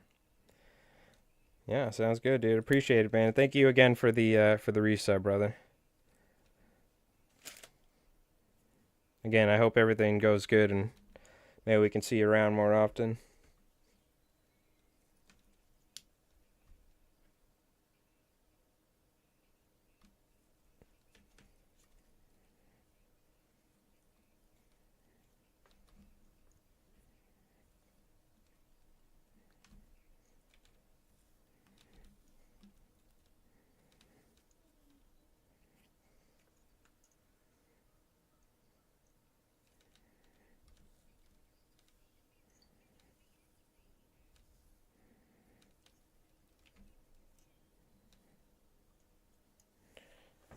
Oh, dude, this...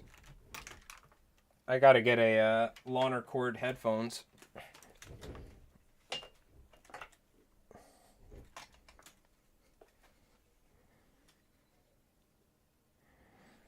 Okay.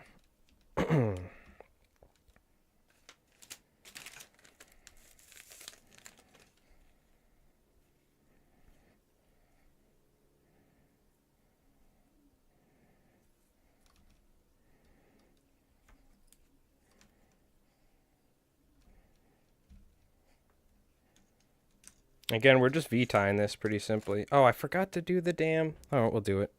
Let's do it right now. The lead wrap. That's the whole point. I went to get this wire and then got resin all over my hands.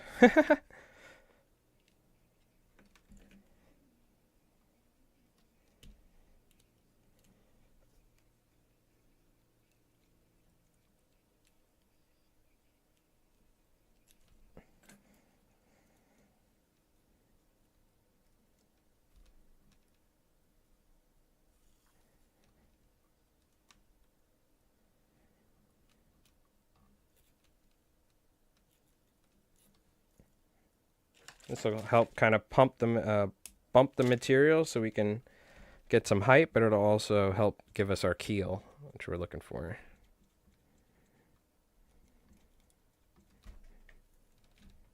Forgot to do the keel, so we did this last time and it actually worked pretty good from the look of it, so.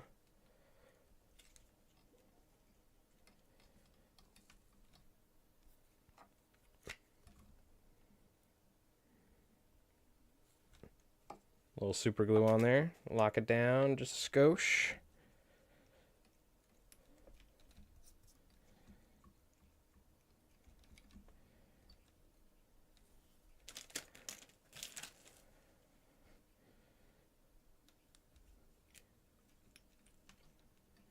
Get back to our V-ties. Maybe add a little pink or something. What's the streaming schedule now? I don't really have one, Bandit. I've kind of just been trying to do some fly tying in the mornings. Because recently I was helping them pack bait at night. so that was kind of interrupting it. But I don't really have a set schedule. I probably should make one, huh?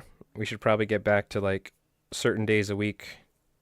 But right now, recently, I've kind of just been going fishing when it's good and then fly tying. So we don't really have a set one, but I just let you guys know in the Discord when I'm going live. But we'll see. Maybe we'll get back to having a schedule. I'm always hesitant of that. Because then if I miss it, I feel like an asshole. But we'll see. Maybe we'll get back to it. Maybe we'll go back to like a Monday, Wednesday, Friday thing. Tuesdays, I got D&D. Sundays, I got Savage World. So those days, I'm not streaming. But other than maybe fishing or something.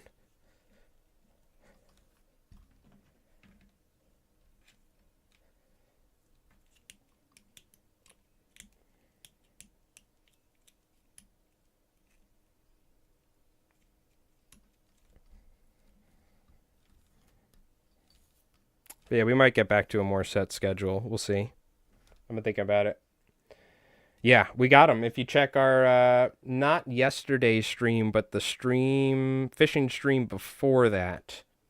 So it was like 3 or 4 streams ago. We were fishing for big bluefish, and we got them really good on the popper on Jeff's boat. But I think we're gonna go this afternoon looking for bluefish from shore. So yeah, they're here in full force.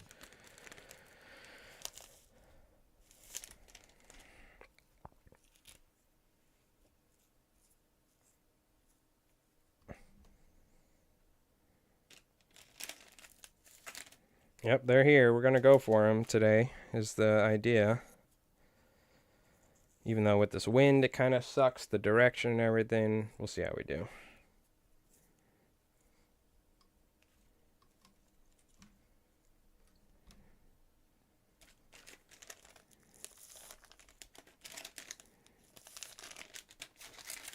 A couple different colors here.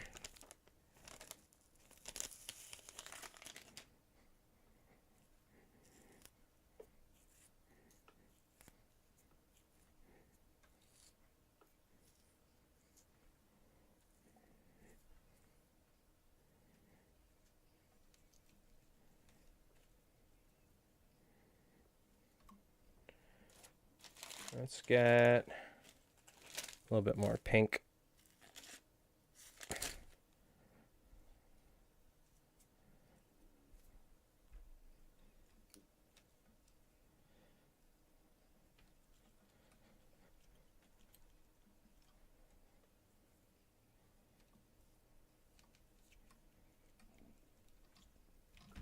Yeah, I'm fucking starving. I can hear my stomach making noises. I don't know. I don't think it picked it up on the mic, but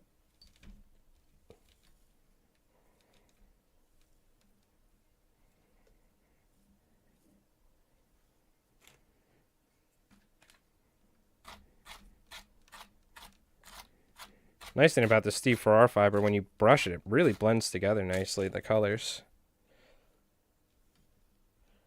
Kind of gets that nice natural look, you know?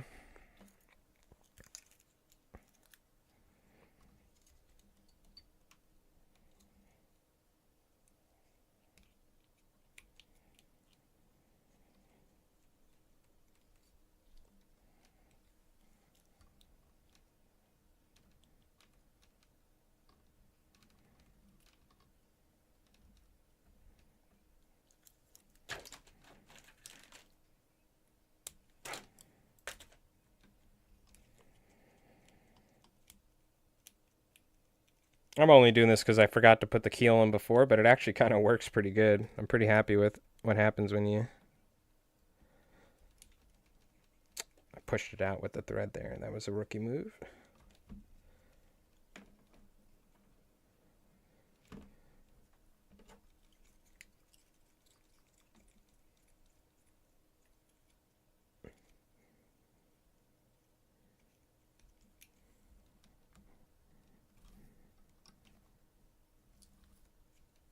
Hit that with a little super glue. Oh, hold on, we gotta stretch. Oh, fuck. I'm gonna be ready to go. get out and do a little fishing or something later. Still, I don't know where to go. I know where the fish are, but the wind is going to be terrible for this one spot. Making some scrappy-doo rigs right now, but I'm a bit hungover and I have all day. Oh, okay, nice. You got a trout derby. What the hell is a scrappy-doo rig? And it sounds like it's clearly based off of what my Jack Russell Terrier was named from, which is Scrappy-Doo, Scooby-Doo's shorter nephew or something, right? Is that, I'm assuming, what it's inspired by? Scrappy-Doo? From Scooby-Doo? Which now I'm even more intrigued what that rig is. How does it work?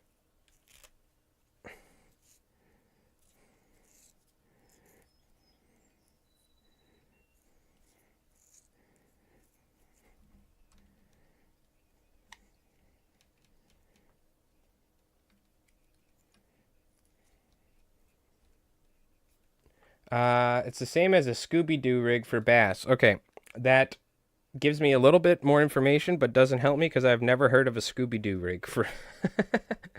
I've heard of like Carolina, Texas, or Carolina worm rigs, and so I've never heard Scooby-Doo rigs, so you gotta explain that to me. I think we're all curious now. Oh yeah, it's like a giraffe rig, right? Like what? What is that?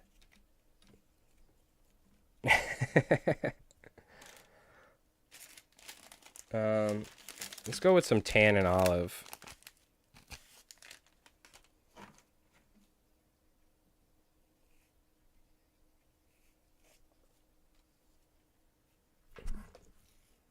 What's a Scooby-Doo rig?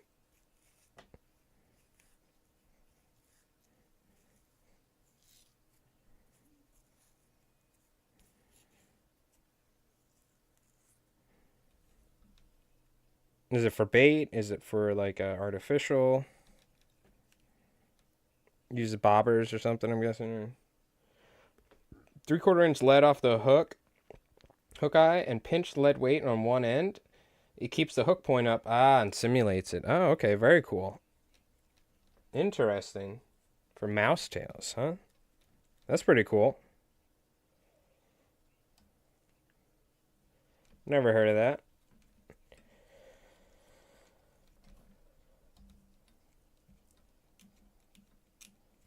It's pretty cool. Looks like it's a worm or soft plastic with a weight slightly in the front of the lure. Gotcha. It's like a Clouser minnow with a weight. Very cool.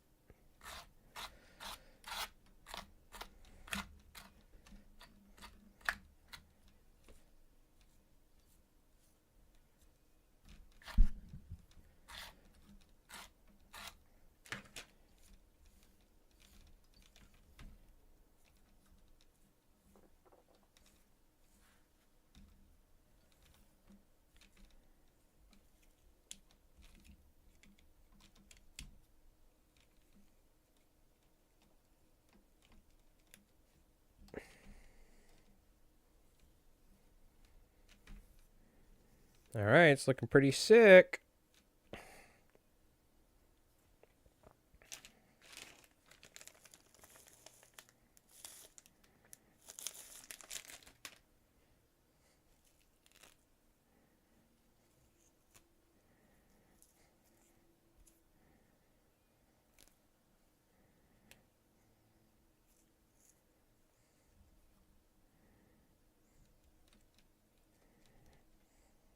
What the fuck is this ad, dude?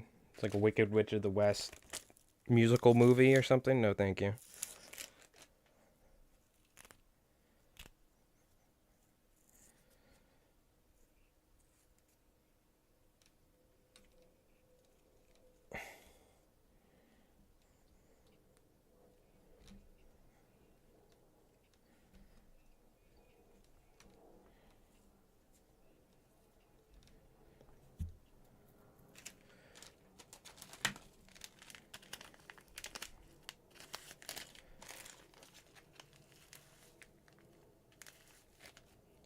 We'll get a nice mixture of color here.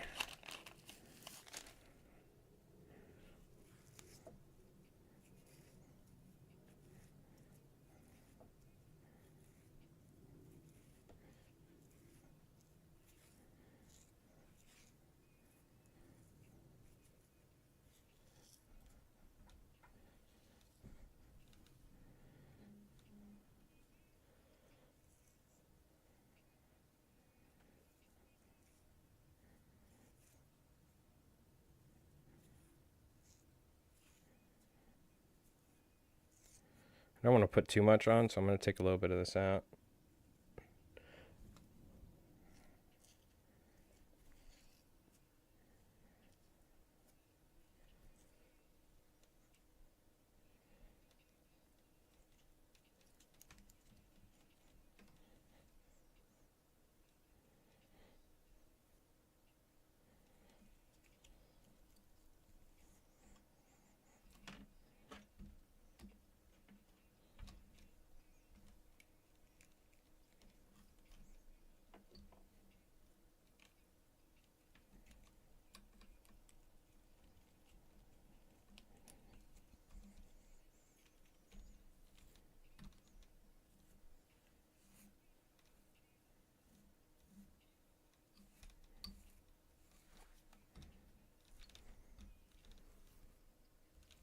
Okay, we're looking good.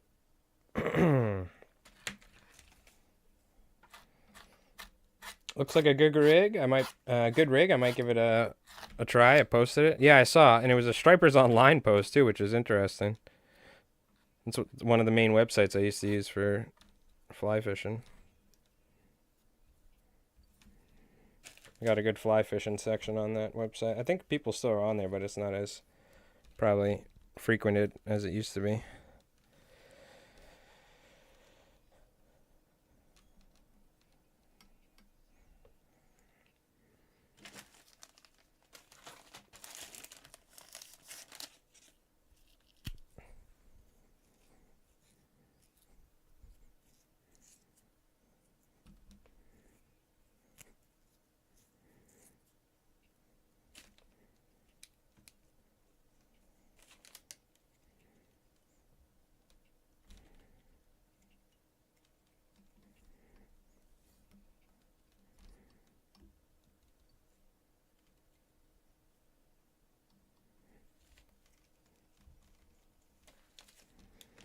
And then we'll take some of this stuff that I took off that had too much of it. Maybe we'll get a little blue.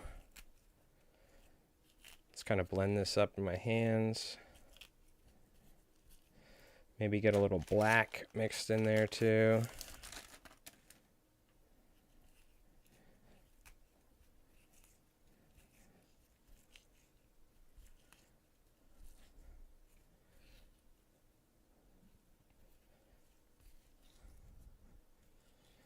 Or some darker color on top. Yeah.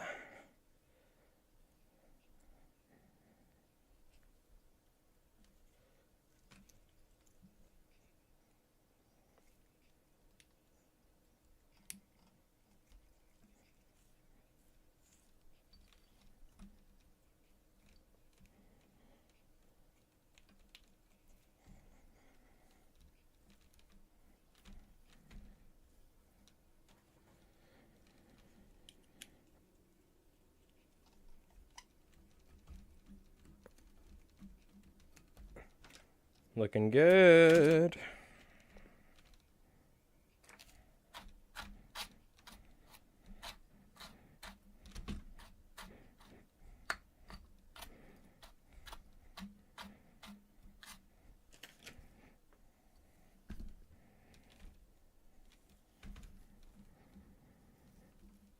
Looking good. We got our tail off the back too. Look at that.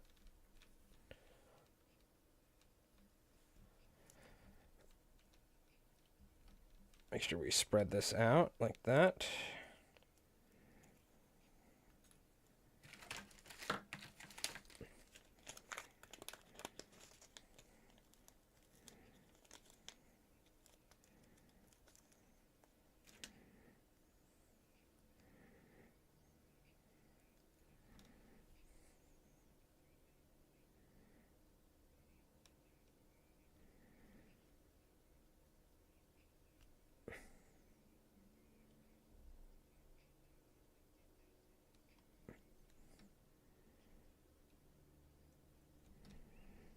Get that eye on there like that, looking good.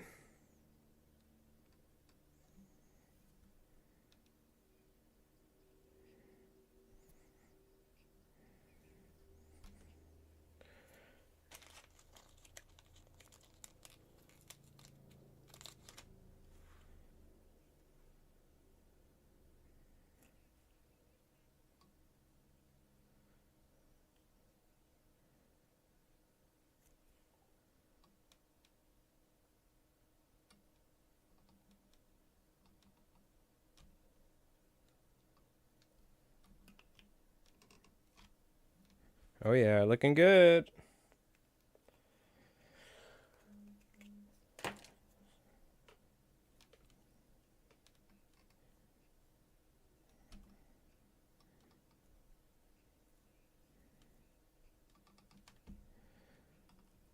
These eyes will also help kind of help push that, keep this fly, have that nice profile like that.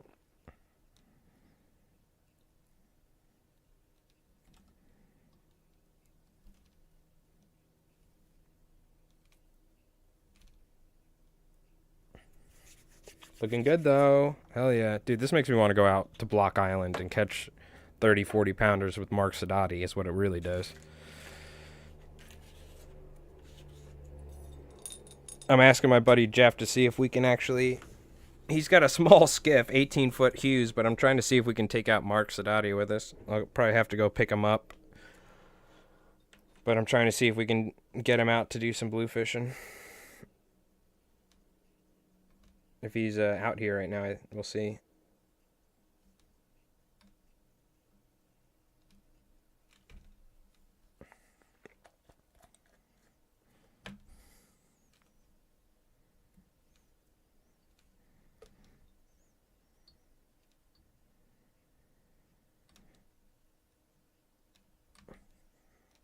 Dude, this thing looks sick. I love these flies so much. You know, I don't really do... We never really get an opportunity from shore on stream, you know, fish stuff like this. This is definitely like a boat fly, you know what I mean? You can fish from shore, but this is like you're fishing out in the ocean under bunker pods and stuff like that. What material would you recommend for the tail fin in a micro game changer, max 3-inch lawn? P.S. I was using this Senos laser dub, and it works really well for this sort of stuff. Where is it? I've used this in the past for game changers. I actually have game changers where I have the tails like this. The Senos laser dub. I'll show you.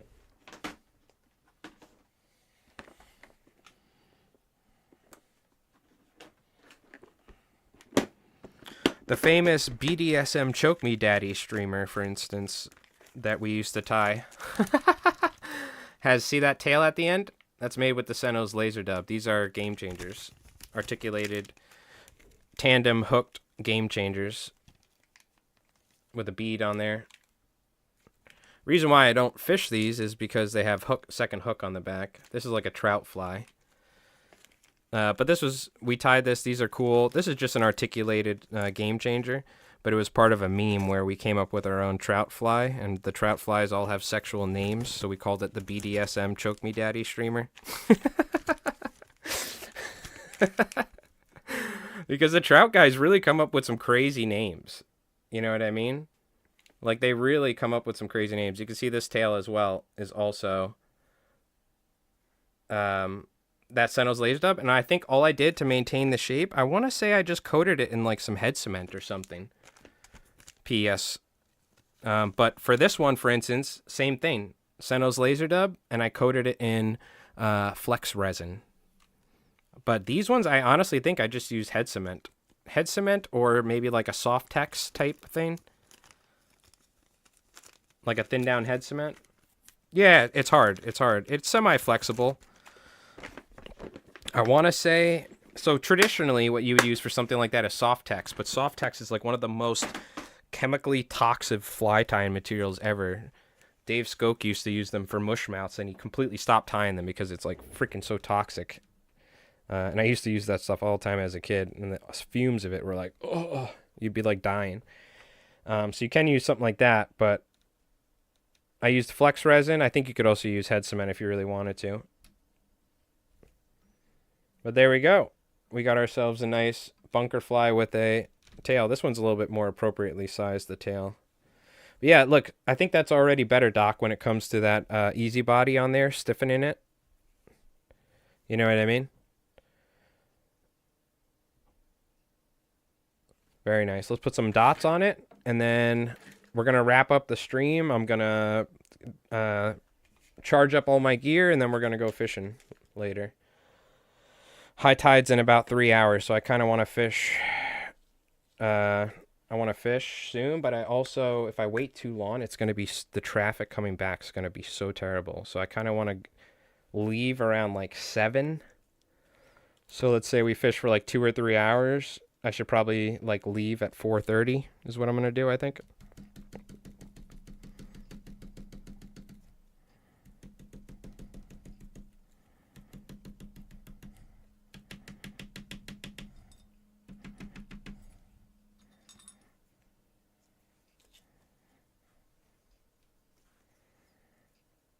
I'm just going dots the whole way.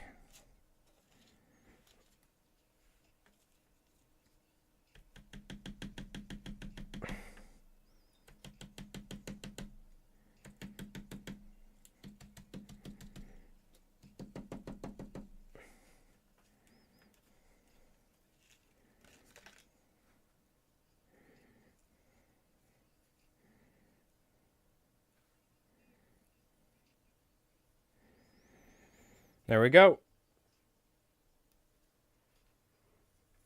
Yep. Well, if it wasn't somebody like Mark Sadati, I would never have ever even thought to ever be able to conceptualize how to tie a fly like this. You know what I mean? I was thinking of getting some white ribbon, cutting it to the shape and adding some resin to the ribbon. Yeah, experiment. Try whatever you want, man. This is like the most straightforward way that I've seen other people do, and I've done it in the past, but there's no way. I mean, they have felt tails, they have all sorts of stuff, you know what I mean? So feel free to try whatever you want, Doc. There's no right or wrong way of doing it, right? As long as it fishes okay, it's fishable, like doesn't foul and this and that. You know what I mean? But there's our sort of bunker herring fly right there, so looking good. So to give you an idea of the ones that we tied, this is a larger one right here that we just tied. The tail without the easy body. We'll see how this works. I'm not really certain, but we'll see. And then one without the tail. Classic bunker Sadati slammer right there on a partridge predator. This is the new Bob Popovich's Beast Fly hooks. And then this is on a Arex Bob Clouser hook. So we have 3 beautiful bunker flies to fish. That being said, chat, I hope you folks have an awesome afternoon. We're going to wrap things up. I got to charge up my phone, take a shower and stuff, eat some food. I got to put all my gear in the truck. And then we're going to go do some fishing somewhere that we haven't been for probably a couple of years at least. We were fishing there we were just fishing there with Jeff in the boat, if you watched the other day, but I'm going to go from shore somewhere around there. And hopefully there's not too many people. So I'm just letting you know, if there's a ton of people there, I'm not going to be talking a lot because I don't want fucking people knowing that I'm streaming. Because people act pretty fucking weird when they find out that I'm streaming fishing and stuff. They think I'm like spot burning and stuff, even though none of you people live on Long Island. But so if there's like a ton of people, I might not talk a lot. I'm just letting you know when I'm streaming, but we'll see. Hopefully there's not too many people. It's Friday though, so a bunch of jabronis might be down there trying to beat up bluefish. Anyways, we're going to try and figure out where to go fishing later, so I think I know. But thank you so much for hanging out. I appreciate it. I hope you're having an awesome day. I hope you had an awesome time watching the stream. If you're new, follow us on Twitch. If you haven't, subscribe on YouTube so you don't miss out on any new streams or YouTube videos. And also, if you haven't, go check us out on YouTube. We got a ton of fly tying tutorials. I'm sure most of you folks know that. But thank you. We're going to go and do some fishing. All right? So I'll see you folks in a little bit. And what do you call it? We'll be going live for that. Hey, P.S. Get some LI Flies hearts. Brand new Twitch Prime. First time primer. Give it up. Thank you so much, my friend. Appreciate that. That's very kind of you. That's very kind of you. We also got memberships on YouTube. So shout out to my buddy Rev. First YouTube membership, which is pretty much like subbing on Twitch. But thank you so much, dude. Appreciate it. We'll be doing some more fly tying tomorrow as well. So we'll probably go live during the day and do some fly tying. But you guys have an awesome afternoon, and I'll post when we go live on Discord for some fishing. All right, we're going to go try these big flies out. So thank you again, Bandit. And Bandit, I hope you're a good dude. Make sure you stop by every once in a while and say what's up so we can keep in touch. Or hit me up on Discord or whatever. And I'll see you guys, all right? All right. Peace, chat. Take it easy. Thanks again, PS. Appreciate it, my friend. Thank you again for the support. All right, chat. Later.